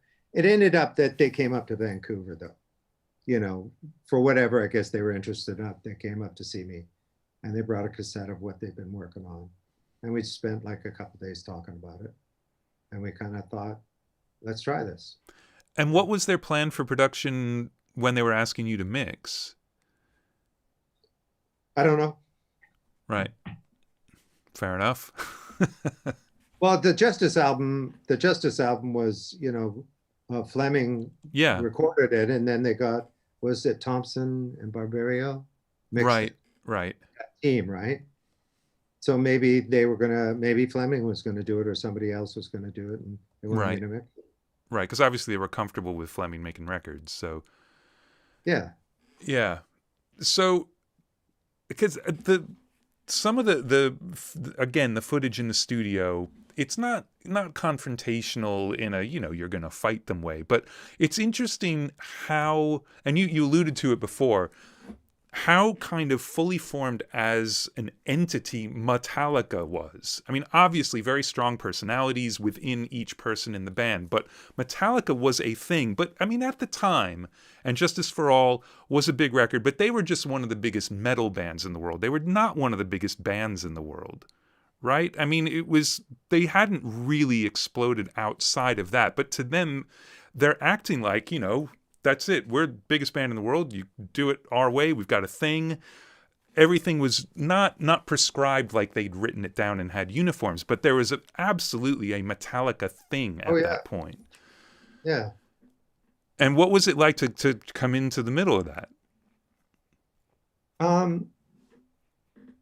Well, it was strange and kind of, like I said, I've just never been around people that were that intense.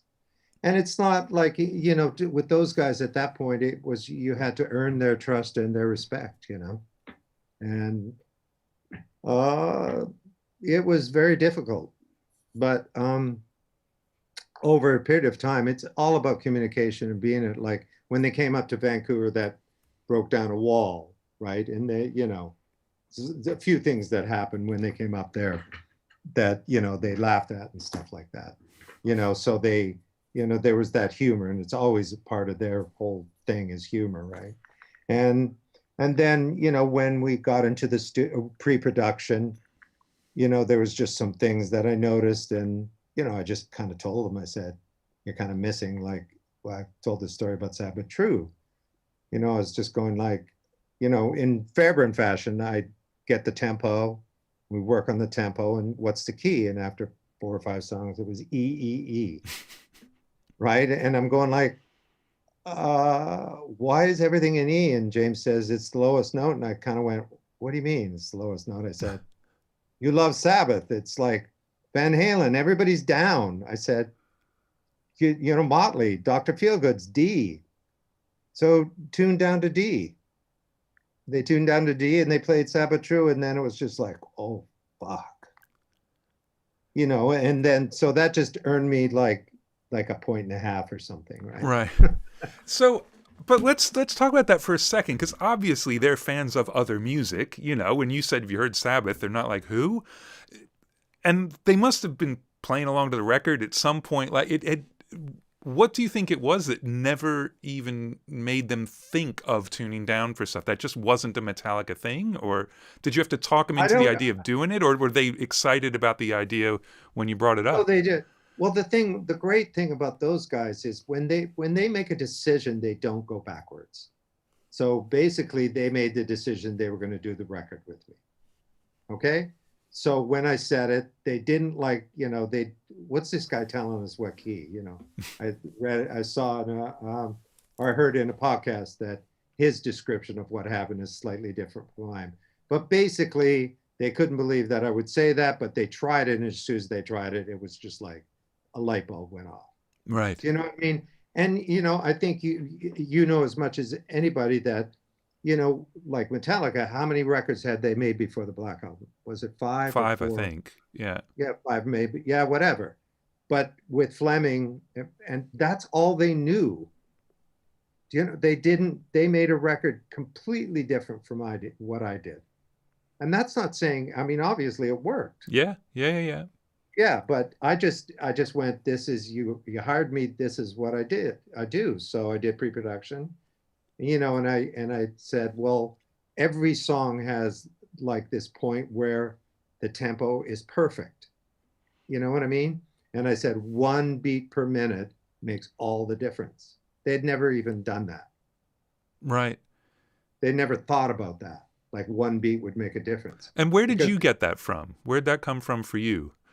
Well, just being in studios, like, like making records. I'd probably made 20 records with Bruce and myself. And you learn that there's a pocket where everything just sounds the way it should. Right. And you've got to take the time to find that. Usually in pre-production, you can get it really close. And so they started warming up to me every day we spent in pre-production. it got better. The wall came down, and we started getting places. Because I was suggesting, arrangement changes in two, which like, really, you're going to tell us how it should go and stuff. So but it always, the thing is like I said, they were all in with me. Yeah. And we just had conversations. Everything on the Black Album was about a conversation. And I never ordered anything. We always talked about it, and it's more like sharing what I know, and, and saying, this is why I believe this is a good thing, like all playing in the studio together. I said, there's a lot of positives to that. You get an idea of how it's going to sound, like a better impression of how it's going to feel in the end. You can decide what the kick pattern should be. And, if you make a whole drum kit and then you overdub the guitar, if you wanted to change the feel of the kick drum, in that day, it wasn't like Pro Tools. You'd have to re-record the whole thing. Right. So I said, so when we do it in pre-production, we can make all those changes. And so they bought into it. They saw the reasons why. And when you explain it to it, it kind of makes sense. These are the positives out of this. You don't like it, we can go back to what you did. It was always about that. Right. This is what I've learned. Blah, blah, blah. But we can always go back to what you had. And I love what you said before, is that once they'd made the decision to work with you, like, that was it. So there was immediately this level of trust because otherwise they're saying they made the wrong decision and they were not going to do that. Therefore, you're going to move forward. But the trust, I had to earn the trust. Yeah. Because when they make a decision, they never go back. That's my point. Yeah. Yeah, but they decided you were making this record. So that makes them at least receptive to listen to what it is you've got to say. Because there isn't in the back of their minds like, well, we can get rid of this guy and we'll just go do it with Rasmus, whatever. The thing is that really the thing is nobody knew how Dr. Feelgood was put together. They just heard it and went, well, they said, why can't we sound like that? I think Kirk said that to James and Lark. Why can't we sound that good? They heard Dr. Feelgood in a strip joint or something, and they said, why don't we sound that good? Right. Anyway. Right. It's great. I mean, and you see, obviously, people love to edit these things to make it all look like confrontations, like working with Kirk on that solo and blah, blah, blah. But it's always, what always strikes me is they are obviously very, very driven, and they have this incredible, even if they can't necessarily define it, but this picture of what Metallica is, and it will always be Metallica. But you're in there very strongly arguing points, individual things, small things about things, but there's also this sense of importance to you as well. Like that solo, Kirk's got to play the best fucking solo you've ever heard because the song deserves it. And it can't just be, yeah, here's a solo and we just put something together and comped it. Like, no, this is a really important moment on the record, and nobody was going to let that go. And it's really funny. And there's another spot where I think it's while you're mixing, where you said, I'm sick of arguing with you guys, and they're like, no, you're not, because it's just going to keep going. But it's only in pursuit of the record.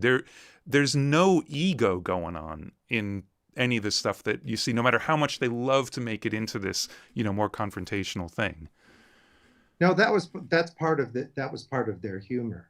But like you said, we made the decision, and I think I forget when it was at the very beginning.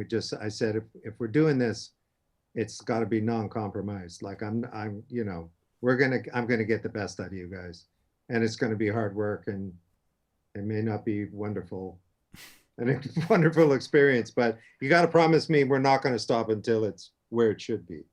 And they agreed to that, and that's what they wanted. And I think that was part of maybe something that they liked too. Right. That I wasn't, because in the podcast that they did for the Black Album release, they talked to me as I came from the other side. It's like, I work for the enemy. And, it's like, and I'm going like, back then I'm going like, what are you talking about? This is just a record. This is what I do. I'm not, I don't belong to their club and I don't belong to your club. I'm just trying to make a record. And what was And the other club that they thought you were belonging to, well, like they, Bon Jovi mainstream? and Motley, they were, Right, they were anti that. right. They were the punk version of what was going on. Well, yeah, they didn't, it was a completely thing, and that's fine. You see, this is like, but I also understood that. Do you know what I mean? I understand all the people that didn't like the Black Album. I get that. Hmm. In my life, there was Led Zeppelin 3. I've said it before. When that came out, it was blasphemy. I heard the Immigrant Song and the rest of the album. It's, what? It's acoustic? What happened to Good Times, Bad Times? What happened to a whole lot of, I'm going like, how could you guys? I think I actually threw it away. I was so mad. Really? Yes, I just went, See, I didn't come across this part of an interview before. That's really interesting. Now, has it grown on you? I think could be my favorite album. Yeah. And you see, but this is the thing about belonging to the club. Like, for instance, I didn't like Black Sabbath because I thought it was too simple. Right. I love Black Sabbath, but I'm just saying I didn't like Creedence Clearwater because I thought it was pop music, blah, blah, blah. There's all these things when you're, we're talking 13 and 14. Right. I belong to the Led Zeppelin club. I didn't even like Jimi Hendrix. Wow. It was Led Zeppelin and Eric, Jeff, and Clapton. All right, and I should say Beck, Clapton, and who's the other one? Page. Page. Yeah. The three. Right. Bloomfield a little bit, but those three guys, that was it. I had my blinders on. So I understand being in that club. And I'm just to ask the question. So what was it about Hendrix that turned you off? What do you have any idea? I couldn't play it. So really? I couldn't play it. Yeah, well, it was just. But like, I mean, like that. I heard it on the radio, Foxy Lady and stuff, but just he was so good. Really? Like, yeah, it was so kind of it. You could play the Page and Beck stuff. I mean, Yeah, I couldn't play their solos, but I could play the rhythm. Right. You know what I mean? I could play along to those records. Interesting. Yeah, it's like a year ago, I learned how to play Crosstown Traffic. So now you like them. Oh yeah, but this is I liked them a long time ago. I know. Actually, Electric Ladyland is when it all came together for me. That album. Right. That's really interesting though, because I mean, it's more. It sort of makes a little bit of sense in terms of what you could bring to Metallica and things like that. It's not mainstream in a you're watering it down kind of way, because that's completely the wrong connotation. But you make the record that is true to the artist, but can appeal to way more people than the other records do. And that's obviously what the Black Album did for Metallica. I mean, it's mainstream, and obviously, like you say, there are people who are going to hate it, but it's not a Metallica record. There's nothing about that record that isn't a Metallica record. Well, exactly. If you tell me that Sabbath True isn't heavy, yeah, it's laughable. Do you follow me? Yeah. It's not thrash, but it's heavy. And like, even like this whole thing of how it's a conscious thing. There's no preconception about how you make a record. I've had meetings with everybody, and you talk about what you like, but it always becomes what it is, a sum of the parts and the experiences. Like, I did not go in saying, I'm going to put harmonies on, I'm going to do this, no, it happened because of what they wanted and what I could show them. That's was there anything that you had to convince them it was okay to have on the record? And I'm thinking, like, specifically with the Chili Peppers, Under the Bridge, which was a gigantic crossover thing for them. They weren't comfortable at first with the idea of that kind of song and those sorts of lyrics on their records. This is not what they did at that point. And it took Rick explaining, like, man, it's all you. It's all fine.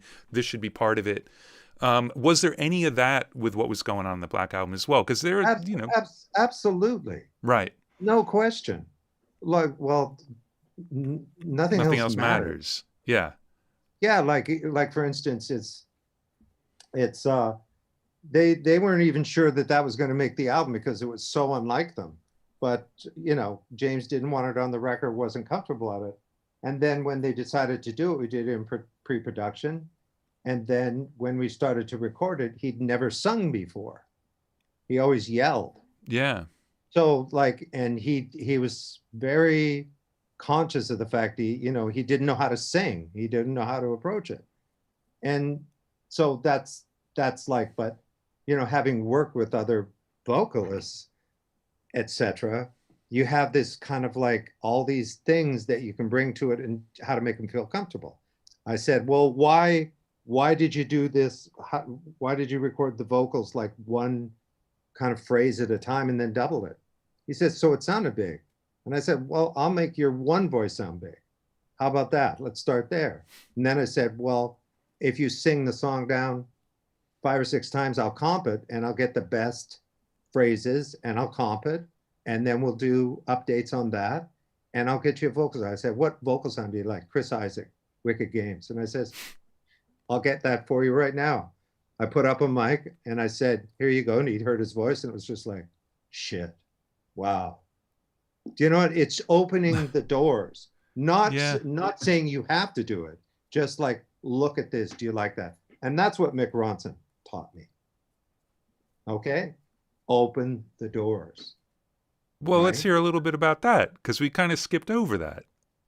So in what yeah, way? It's like with Ronson, it's like we had this song called Hastings Street and I kind of wrote it on piano, basic piano. I was just really into the darkness at the edge of town because after Born to Run, darkness was almost, I wouldn't call it punk, but it was dark. It was a different kind of a record. And I really liked that record. So I wrote it kind of with that kind of feel in mind. And Ronson heard it and he says, yeah, he says, but however you wrote this, just try and let's take a step back and just imagine, find the song's home. And I said, well, what do you mean? He says, well, whatever you do to write a song, you write a song and then you find its home. And what he did is he said, you and Paul just go for a walk, go have a beer and come back in half an hour. And he kind of just put it in a different place, like that we would have never gone to. You mean stylistically? Stylistically, basically the overall pitch, how to frame it, so to speak. That's what I think he meant by the home. Right. Where the song sounds good and you get drawn in by it. And that's what's on the record. Right. And it wasn't because he just changed it. It was like actually it made the song better. Right. He framed the song better. Mine was very like parts or whatever. He took away all that and made it flow and feel better. And I was just like, oh. That, you know what I mean? Yeah, I mean, that's got to kind of make your head explode because you feel like the song came out of the impetus for writing it, when in fact you can throw all that away once you've got the song and it lives somewhere else. Well, this is the thing that he showed me, and I've used that whole story a lot because people get married to the conception of a song and the writing, and so be it. Sometimes that is the best place for it to be. But there's all the other aspect is where should that song be? I can name tons of times where that has happened. Right. Right. Where does the song? Where is the song supposed to be? Where do you get the most out of it? That's why the Stones have cut. There's so many versions, and Beatles, everybody. There's so many versions that is coming out now of where the song started. Yeah. The Clapton version of Brown Sugar doesn't sound anything like the final. Yeah. You're searching, find the home. Yeah. And when you find the home, the tempo, and where it should be, you got a record. There's some great Miles Davis records like that too, like Miles Smiles, where it's almost like documentary in the studio getting to the take that of the songs, and the groove changes completely, the piano part changes completely, and that whole thing, that progression in real time. But it's a real talent to be able to separate the song from the way it's presented to you as well. I mean, that's got to be a thing, to be able to split those two things apart the first time you hear it, because for a lot of people, however they hear it the first time, like, that's it. It's like recordings of classical music. That's an interpretation to the point where sometimes you don't even like another version of it. So it's a real talent, I think, to be able to split that apart. Well, I'm not sure it's a talent. It's, I just find it's part of just going through the process, that to let yourself go. Like, I think that's part of the thing. When I work with people, I make it known. It's like, if you don't want to try anything, you got the wrong guy. If you're not willing to try something, because I'm not a guy where I try it and it's my idea and we got to do it. It's more like, let's find the home. Let's take 5 minutes, because you'll know if you're in the wrong direction so quickly. Right. It's obvious, right? Same with kind of arrangements. It's like sometimes when you write them, it's like so many people I've had demos, and they'll hand it to me and I listen to it and I'm going like, why don't you repeat this? Because this is the song, and you sing it once and then you go somewhere else. Right. It's like you're not taking advantage of you can't. But when you're writing and conceive, you don't have that perspective of what's special about what you've written in a funny way. Right. That is a talent. But then also with Mick Ronson, I mean, the exact opposite of that is hearing Eyes of a Stranger and realizing immediately that song not only has already found its home, but that's the recording. End of story. Well, that's the brilliance of the man. And that's all look at who he was around, David Bowie, etc. That comes with, knowing when it's right, I guess. Right. So immediately when you hear a song that it's not right, that it needs to find a home. It's hard for me, yeah. But I can separate what I do kind of for my passion in my life, and just listen. It takes a while though, for me. Right. You know what I mean? So many times it's like I have to turn off that switch, otherwise, But the good, but really great albums, great songs, great recordings are always. I don't have to criticize them because they're great. You know what I mean? Yeah. It's like I can't pick apart Good Vibrations. I can't pick apart Brown Sugar. I can't pick apart fucking Sandman.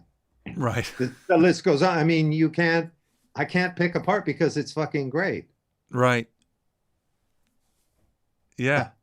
I guess that's a stupid thing to say. No, it's not at all. It's not at all. Now, look, I'm very aware of the time. So I think what we're going to do is, we've obviously got a lot of Metallica still left to talk about, because this is just the beginning of your Metallica journey, along with all the other stuff you've been doing. But I know that someone's going to want to know, when James says, get me the Chris Isaak vocal sound, what is the Chris Isaak vocal sound other than reverb? Like, what did you set up for him? Well, what you do is, and this is very important. It's like, we can talk about this further, but in that, what you do is you get what you consider the best vocal mics there are. So we set up, I think 6. I could probably, a 251, a 247, a 67, a C12 tube, even an 87, and a FET 47, okay? And an SM7. Yeah. Okay. Line him up. You record, he sings in every single one. You narrow it down to 3. And basically what won was the FET 47. Right. That's the one he liked. It had all when he got closer to the what is it called?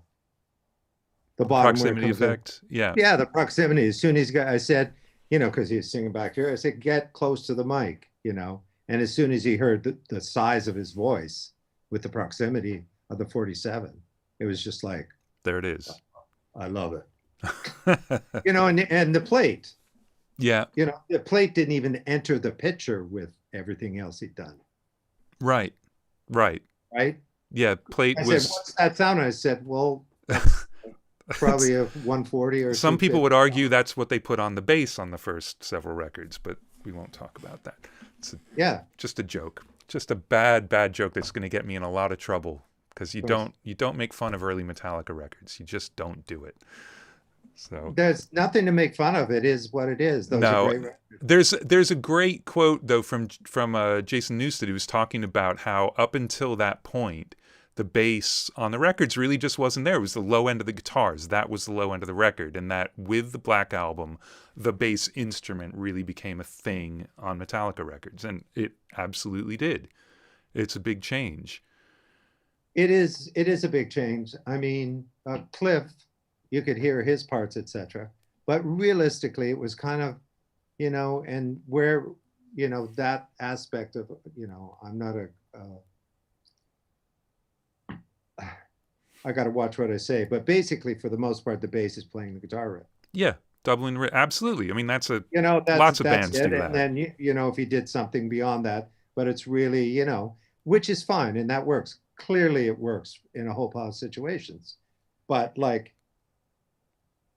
in pre-production, I said, how about this? How about, you actually play with the kick and it separates from the riff, and like, look what happens. And all of a sudden there was bass because it's not playing the guitar riff. And, the riff is, James's perfect guitar sound is all frequencies. Yeah. Like when he plays a single note, it's as fat as his power chords, right? Yeah. That's his sound. There's not a lot of room for bass. No, and the scariest right hand I think I've ever seen. That terrifying. Yeah. Terrible. It's just like ridiculous. And all downstrokes too. Yeah. Think about that. Anyway. Man. Well, look, do you mind getting into a little Q&A and then we'll come back for part 2? Yeah, that sounds good. All right, excellent. That worked good. Excellent. This has been pretty amazing. And we're like halfway down my notes. So, because we barely, there's a lot of stuff we haven't even talked about. So we'll come back for that. But I think Mark will, of course, he's on a delay listening to the stream, so it always takes him a second to get in here. And then we make fun of him for being slow, because that's what we do. There he is. It's Mark. Hello. Hi, Mark. Hello. How's it going? Hey, Good. This has been amazing. Absolutely amazing. People are freaking out in the chat, and everybody's happy to hear that there's going to be a part 2. So thanks for that. And thanks for taking the time to do this today. It's incredible. So we've got a lot of questions. A lot of questions. So you just say, Right. you just say when you're done answering questions. Yeah. Cool. Okay. So I'll just jump off. So for everybody who's watching on YouTube, Facebook, we are taking questions in our Crowdcast chat room. You can get there by going to puremix.net, go to features, live events. You'll see Andrew Talks to Awesome People. It's right there. You can submit your questions if you haven't yet. And we'll try to get to them as much as we can. So on Crowdcast, people have the ability to upvote each other's questions, and we always start with the most upvoted question. So that one today, as of right now, is from Mark Jones. Mark Jones is a fellow Canadian, he says, and hello as well. And he asks, with people having home studios, anyone can call themselves a producer or engineer. Major studios have shut down and mentorships have been lost. The days of standing in the back of the control room and watching and learning are gone and has been replaced by YouTube videos. Are they as valuable in your opinion? Thanks and much appreciated. That's a very good question. Unfortunately, what he says is true, that part of being in a studio and witnessing, for long periods of time that doesn't happen a lot. But I guess what I can tell you is that you can't, in terms of learning how to produce, make records, it's all about just doing it. I think, and that sounds like a simple answer, but it's not so simple. When I say doing it, you just have to kind of dedicate your whole life to being a part of it. And anything, like, I'm a sum of so many different situations. And what you have to do is get yourself in all those situations. Like, you should do it at home. When you get a chance to be in the studio, be in the studio. If you have to do something live, Even if you're uncomfortable, just do it. Just immerse yourself in the art of recording and production. You know, just don't be scared to think out of the box as well. Like, yes, it'd be great if you could be in the back of a room when all of this stuff I've talked about when it happened. That's how I learned. But it wouldn't stop me from learning what I want to learn. And that's find any way you can learn how to do things. Just get into it. Yeah. And it's probably slightly easier to learn how to produce on your own than to learn how to engineer on your own, in a way, because you're not going to just show up and record an orchestra without having learned that.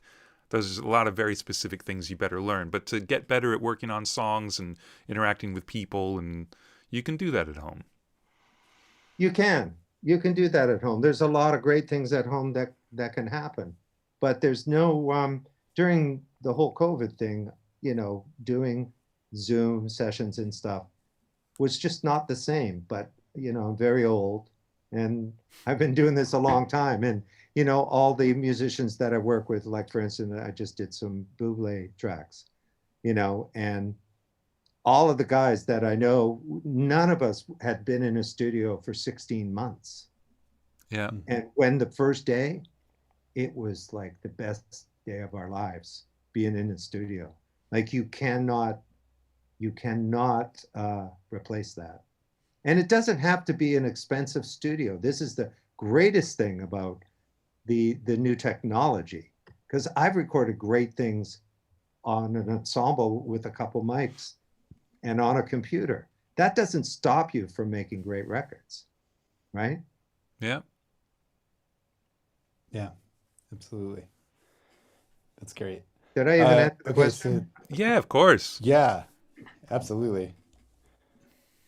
Awesome. Okay, so our next one is a multi-threaded question here. So this is from Sam, and I'll just give you one piece at a time here. So Sam has a couple questions. He says, number one, how do you decide how close to mic a cab? Sometimes it looks point blank and others an inch or two away. This is something that I've done for quite a while. I think it's important that what I do, it's a really simple exercise, is I'll go out into the studio and I'll have the guitar player be in the control room listening to the sound. I'll move the mic around and he plays constantly until I come to a spot where he stops playing basically. And basically what I'm doing is there's no rule. You can't measure it. You have to just move it around to find the sweet spot. You got to stay in a 4x12 cabinet. You got to find the best sounding speaker. And then you've got to move it around until it sounds great. And if you do that with a 57, okay, and a 421, and you bring them up on two knee strips, basically at the same level, you're basically 90% of a great guitar sound. If you take time to listen and move the mic around and find the sweet spot. Nice. I Awesome. used to duct tape those two together too, because then Yeah. there's no chance of messing that part of it up, and it's one stand. Yeah, it's hard to get a bad guitar sound if you use those mics, to me. There's lots of different mics you can use, but yeah. All right. Part two. Awesome. And both relatively affordable too. Yes. Okay, number two, what's the process for deciding the settings on your master bus compressor to suit a particular tune for you? Really, you know, like the attack and release, that's, you know, I will admit that probably 15 years of my existence on SSL consoles, I don't think I really knew how to use the master bus compressor very well. But after many years of fiddling with it and really starting to learn about compression, especially over program material, you learn basically it's about the bottom end and the top, well, about the bottom end and the top end, but how much bottom you want to control. And really the slowest attack is probably the best, where the bass is going to come through, and the fast release. that's pretty much a pretty optimal thing if you want it to sound good. And then everything else is all about, what I found with mastering engineers is when they compress, is they usually over compress to find the attack and the release. And then you'll really hear what it does to the program material. So you do too much and then back it off to where it sounds good. Awesome. Okay, next part is for the distorted rhythm guitars on the Black Album. Do you remember what you used for modulation effects? The distorted part, the main part, well, I mean,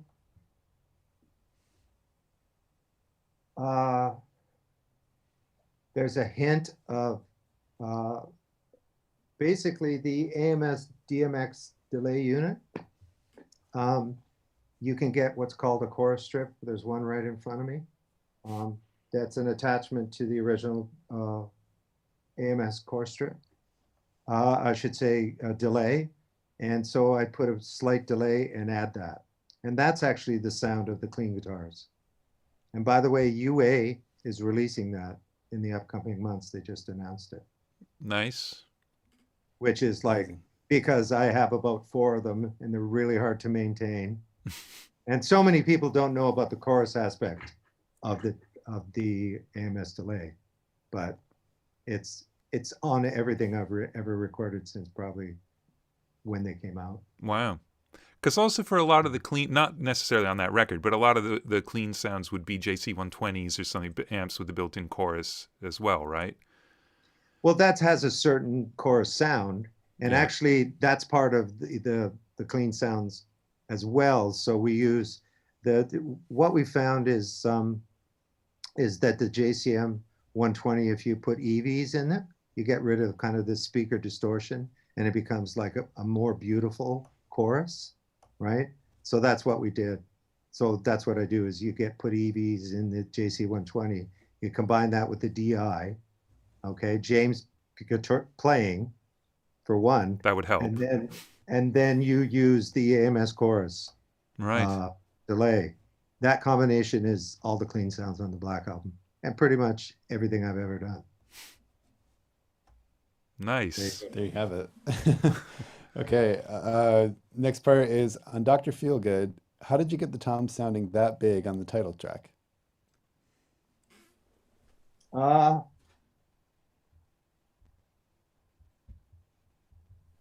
Well, there's not one way to say it. It's like got to do with tuning, and the other thing is that something when Bob Clearmount was at Little Mountain and he was recording Brad Adams, I saw that he double mic'd the toms, so there was a mic on the top and a bottom mic on the bottom out of phase. So I immediately stole that trick. Thanks, Bob, and I've admitted that to him. So I started doing that, and that's how you can get an amazing tom sound. Is you basically have, usually it's like whatever mic you want to use on the top and a 421 on the bottom, and you make a Y chord or you use 2 channels and you put it out of phase and you're halfway there, and it helps with the tuning, and then the rest is just EQ and whatever, how you hear it. But that's the main trick. Bottom head on? What? Oh yeah. Yeah. Yeah, it's amazing what it does. And there's another great trick is that a lot of times you'll have drums on a carpet thinking that it'll deaden the ring in the toms. Well, it's actually the opposite. So on the floor toms, I always put a piece of plywood under the floor toms so they ring like the rack toms. Interesting. They deaden like they Really? deaden the ring. Yes. And theoretically that should not work, but it works. It actually deadens the floor toms, so they ring like the toms. Right, because I guess the reflection back off the floor is not going to be in phase with what the drum's doing, so it'll help just turbulence and it'll deaden it. It deadens it up. That's crazy. Absolutely no sense. But when you double mic toms, Go try this. I'll be right back.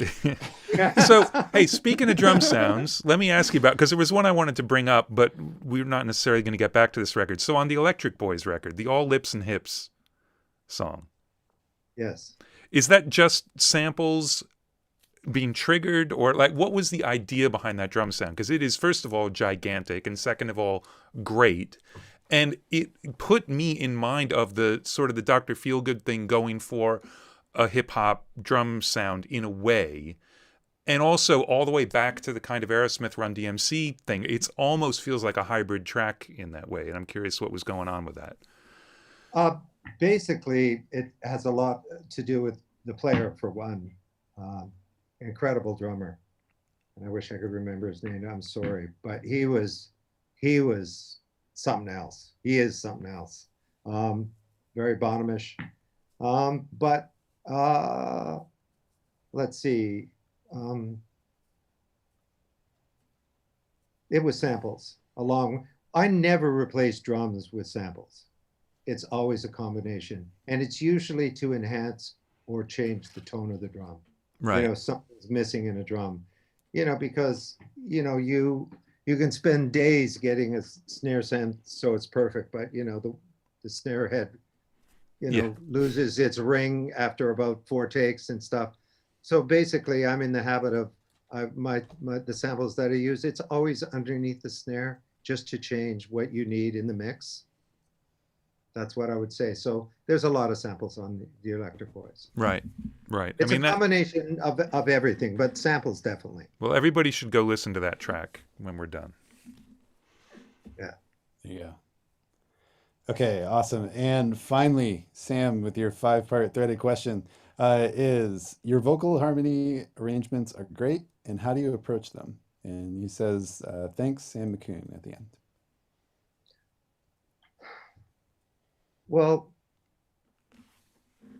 how I approach is like, you know, in terms of production, it's like, you know, I think the entire world is ADD, you know, in terms of listening, and we've gotten used to, you know, feeling change when you're hearing a song play. And I approach harmonies as kind of almost like an instrument and production.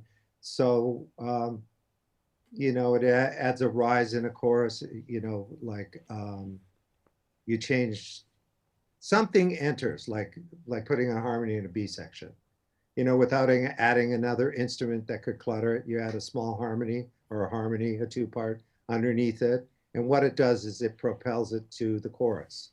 And if you want the chorus to be big, you can add more harmonies, etc. It's all about the flow of a record and the flow of when you're listening to it. And most people don't even know that there's a harmony there, but they like the sound of it. And that's usually the best harmony to add, you know. It's really about the flow of a song and a record.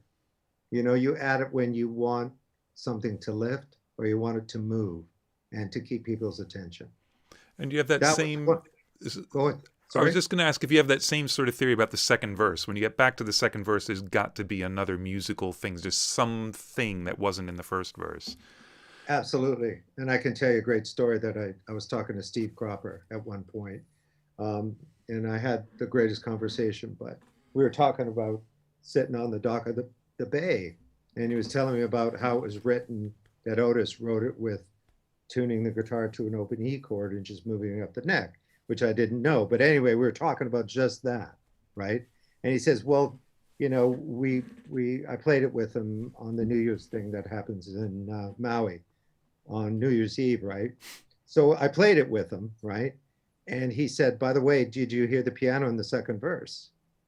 And I'm going like, no, I've never heard. There's a piano part that comes in, and he played it, and I've never heard it.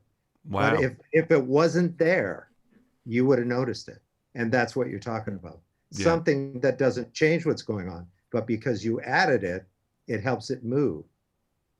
Like it's a feeling. There's a difference when you hear something and you feel it. Right. I'll tell you something else, that on the Black Album, that there's shaker on every song. You don't hear it, okay? But if you mute it on the console, because when I put shakers on the record, they were going like, percussion?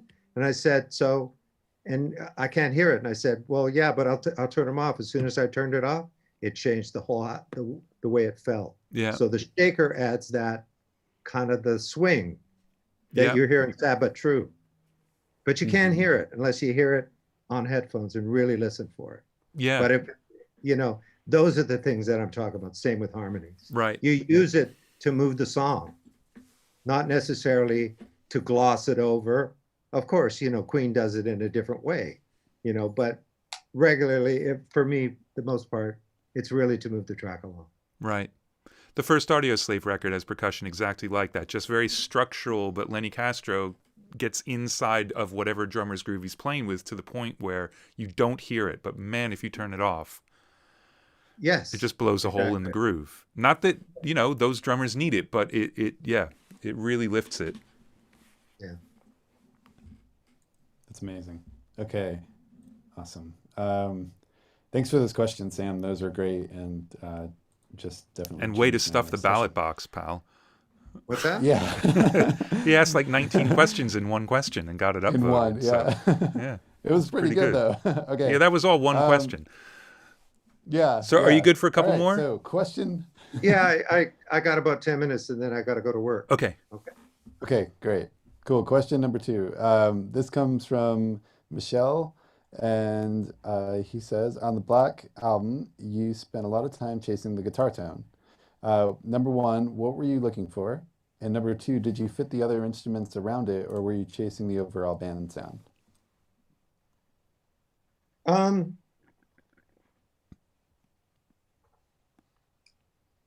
Well, the guitar tone is James is very strict about what his tone is, and once again he's got to hear what he hears in his head, and his big thing is that the guitar has to be, if he plays a single note, it's got to be as big as his power chords or fifths or whatever he's playing. So it took us a long time to be able to do that. And it was really about mic placement and finding the right balance of the mics and EQ, no question. But actually, what's interesting about the guitar sound is a couple things, is that there's this thing that James called crunch. And crunch to me was always kind of crunch in the top end, but to him it's this bottom end bump where you hear the weight of when he hits, when he mutes, and this frequency that's usually between 300 and 400. It's kind of like an overtone or a resonance. And it took us probably a week by moving the ambient mic, the 87, around the room that we built to find that 300 bump. We actually assembled a room around the amps, speaker cabinets, and finally found it. And we basically super glued it to the spot and the mic. And that is the sound of that sound. And what we did is not what you're suggesting, but basically, because that is the sound, that we made all the other instruments fit within that, so you could hear every nuance on every instrument that fit within what James did, his sound, which is why you can hear the bass and feel the bass. But none of the frequencies, if you soloed the bass, you probably wouldn't like the sound of it, but it works within the mix, because we're talking about the overall feel. Like the bass you can feel and hear, but it's not what I would call like a regular bass sound. Well, let me ask the last question, because I'm going to ask the last question. So when you're taking that amount of time and you're building a room around the guitar amp and things, because I would be terrified of that, to think like, well, is this actually going to work? Does it ever occur to you that you're not going to get there in the end? Not really, because you're in the moment, and really it goes down to the basic thing that I am there to get James Hetfield to feel good about what he's playing. It's all about inspiring James Hetfield to be the best he can be. Same with Lars, same with Kirk, same with Jason. That's what a producer does. Like I said, it goes back to Jimmy Miller and the Stones. He made them sound the best that they could be, right? Without changing what they were. So in terms of that, I don't think of that. I'm just trying to make James Hetfield sound like he wants to sound like. Right. Whatever I got to do. If it took 2 weeks, You know, we weren't going to get anywhere until he was inspired. When we got that sound, he said, let's do it. Right. That's what it's all about.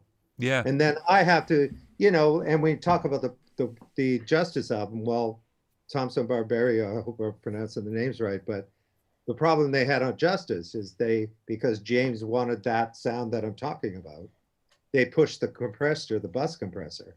And that, you know, James, they kept turning the bass down so James would have the room for his guitar sound. And so they turned it down so much there's no bass. Right.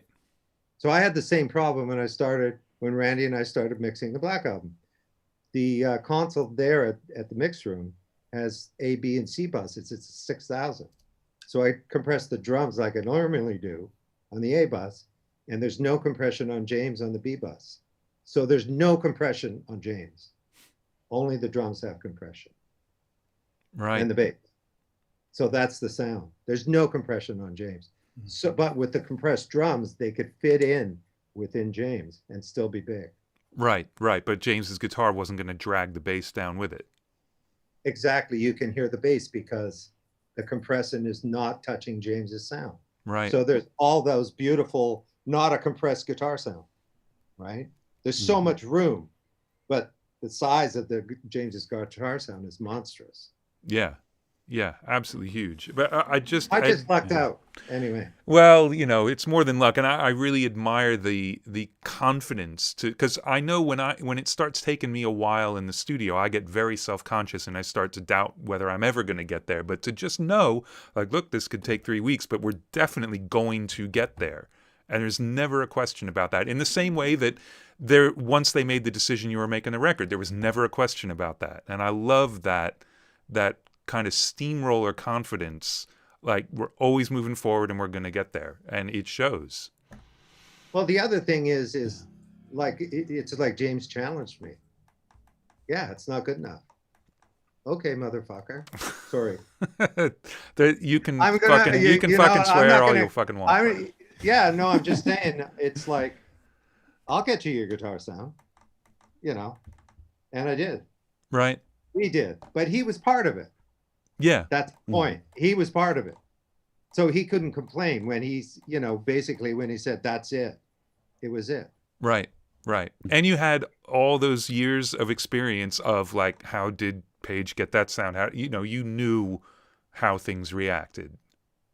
Well, yeah, it's about the player, but the most important thing in all this is James is involved in getting his guitar sound. Right. So many people get their sound for them. You got to include the player. They're involved in the guitar sound. They're part of the team getting that sound. Well, and then also there's nothing they can say about it later on, like, oh, well, but I didn't really like that, you know. Yeah, exactly. All right, well, on that note. We do have... oh, sorry. There's maybe... well, let's see. So you can choose. We could save it for next time. I can write it down and make sure I don't forget. But since we're on the topic of the Black Album, I think it might be good. So this question is from Jor, and he says, the Black Album is one of those albums whose sound really stood the test of time. Still sounds crisp and massive. How do you feel about it being remastered for its 30th anniversary? And in hindsight, what aspects do you wish could be improved upon in your remaster? How do you feel about remasters of iconic albums in general? That's from Jor. Now that's a very loaded question, don't you think, Andrew? Yes. Do you need to recuse yourself? Yeah. Well, yeah. I mean, well, forget about the, you know, how do you feel about people messing with stuff later on or whatever, but do you go back to a record like that and hear stuff you wish were different, or do you love the stuff you've done? Like, how do you feel going back to the Black Album and just having a listen? Do you have a listen? I do. You know, I don't listen to it daily. I mean, I lived it. So, you know, the thing is with time, I disconnected from any flaws that I knew were there. So now I listen to it and just enjoy what I'm hearing. Right. You know, it's great. In terms of remastering and all that, I mean, sometimes it can do wonders. I love the remastering of Exile on Main Street, you know, because I'm sorry, but it didn't sound very good when it came out on vinyl. It was hard to listen to. So that remaster, it's like, yes. But there's other stuff you go kind of why. And I would just say, is there anything wrong with the way it originally sounded? I mean, people seem to like the sonics there. It did all right. It was a hot little number. You know what I mean? then. We've all done things, Yeah. you know, like, I mean, working for the weekend, one of the best mixes I did, you know, my first kind of #1 single at a mix. And I've listened to it and I'm going like, I can't think of anything I would change, you know?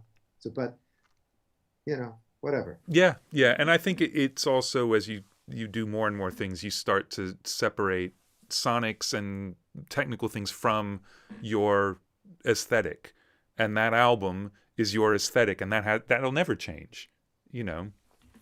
There's this great thing. Speaking of working for the weekend, I was working with this band.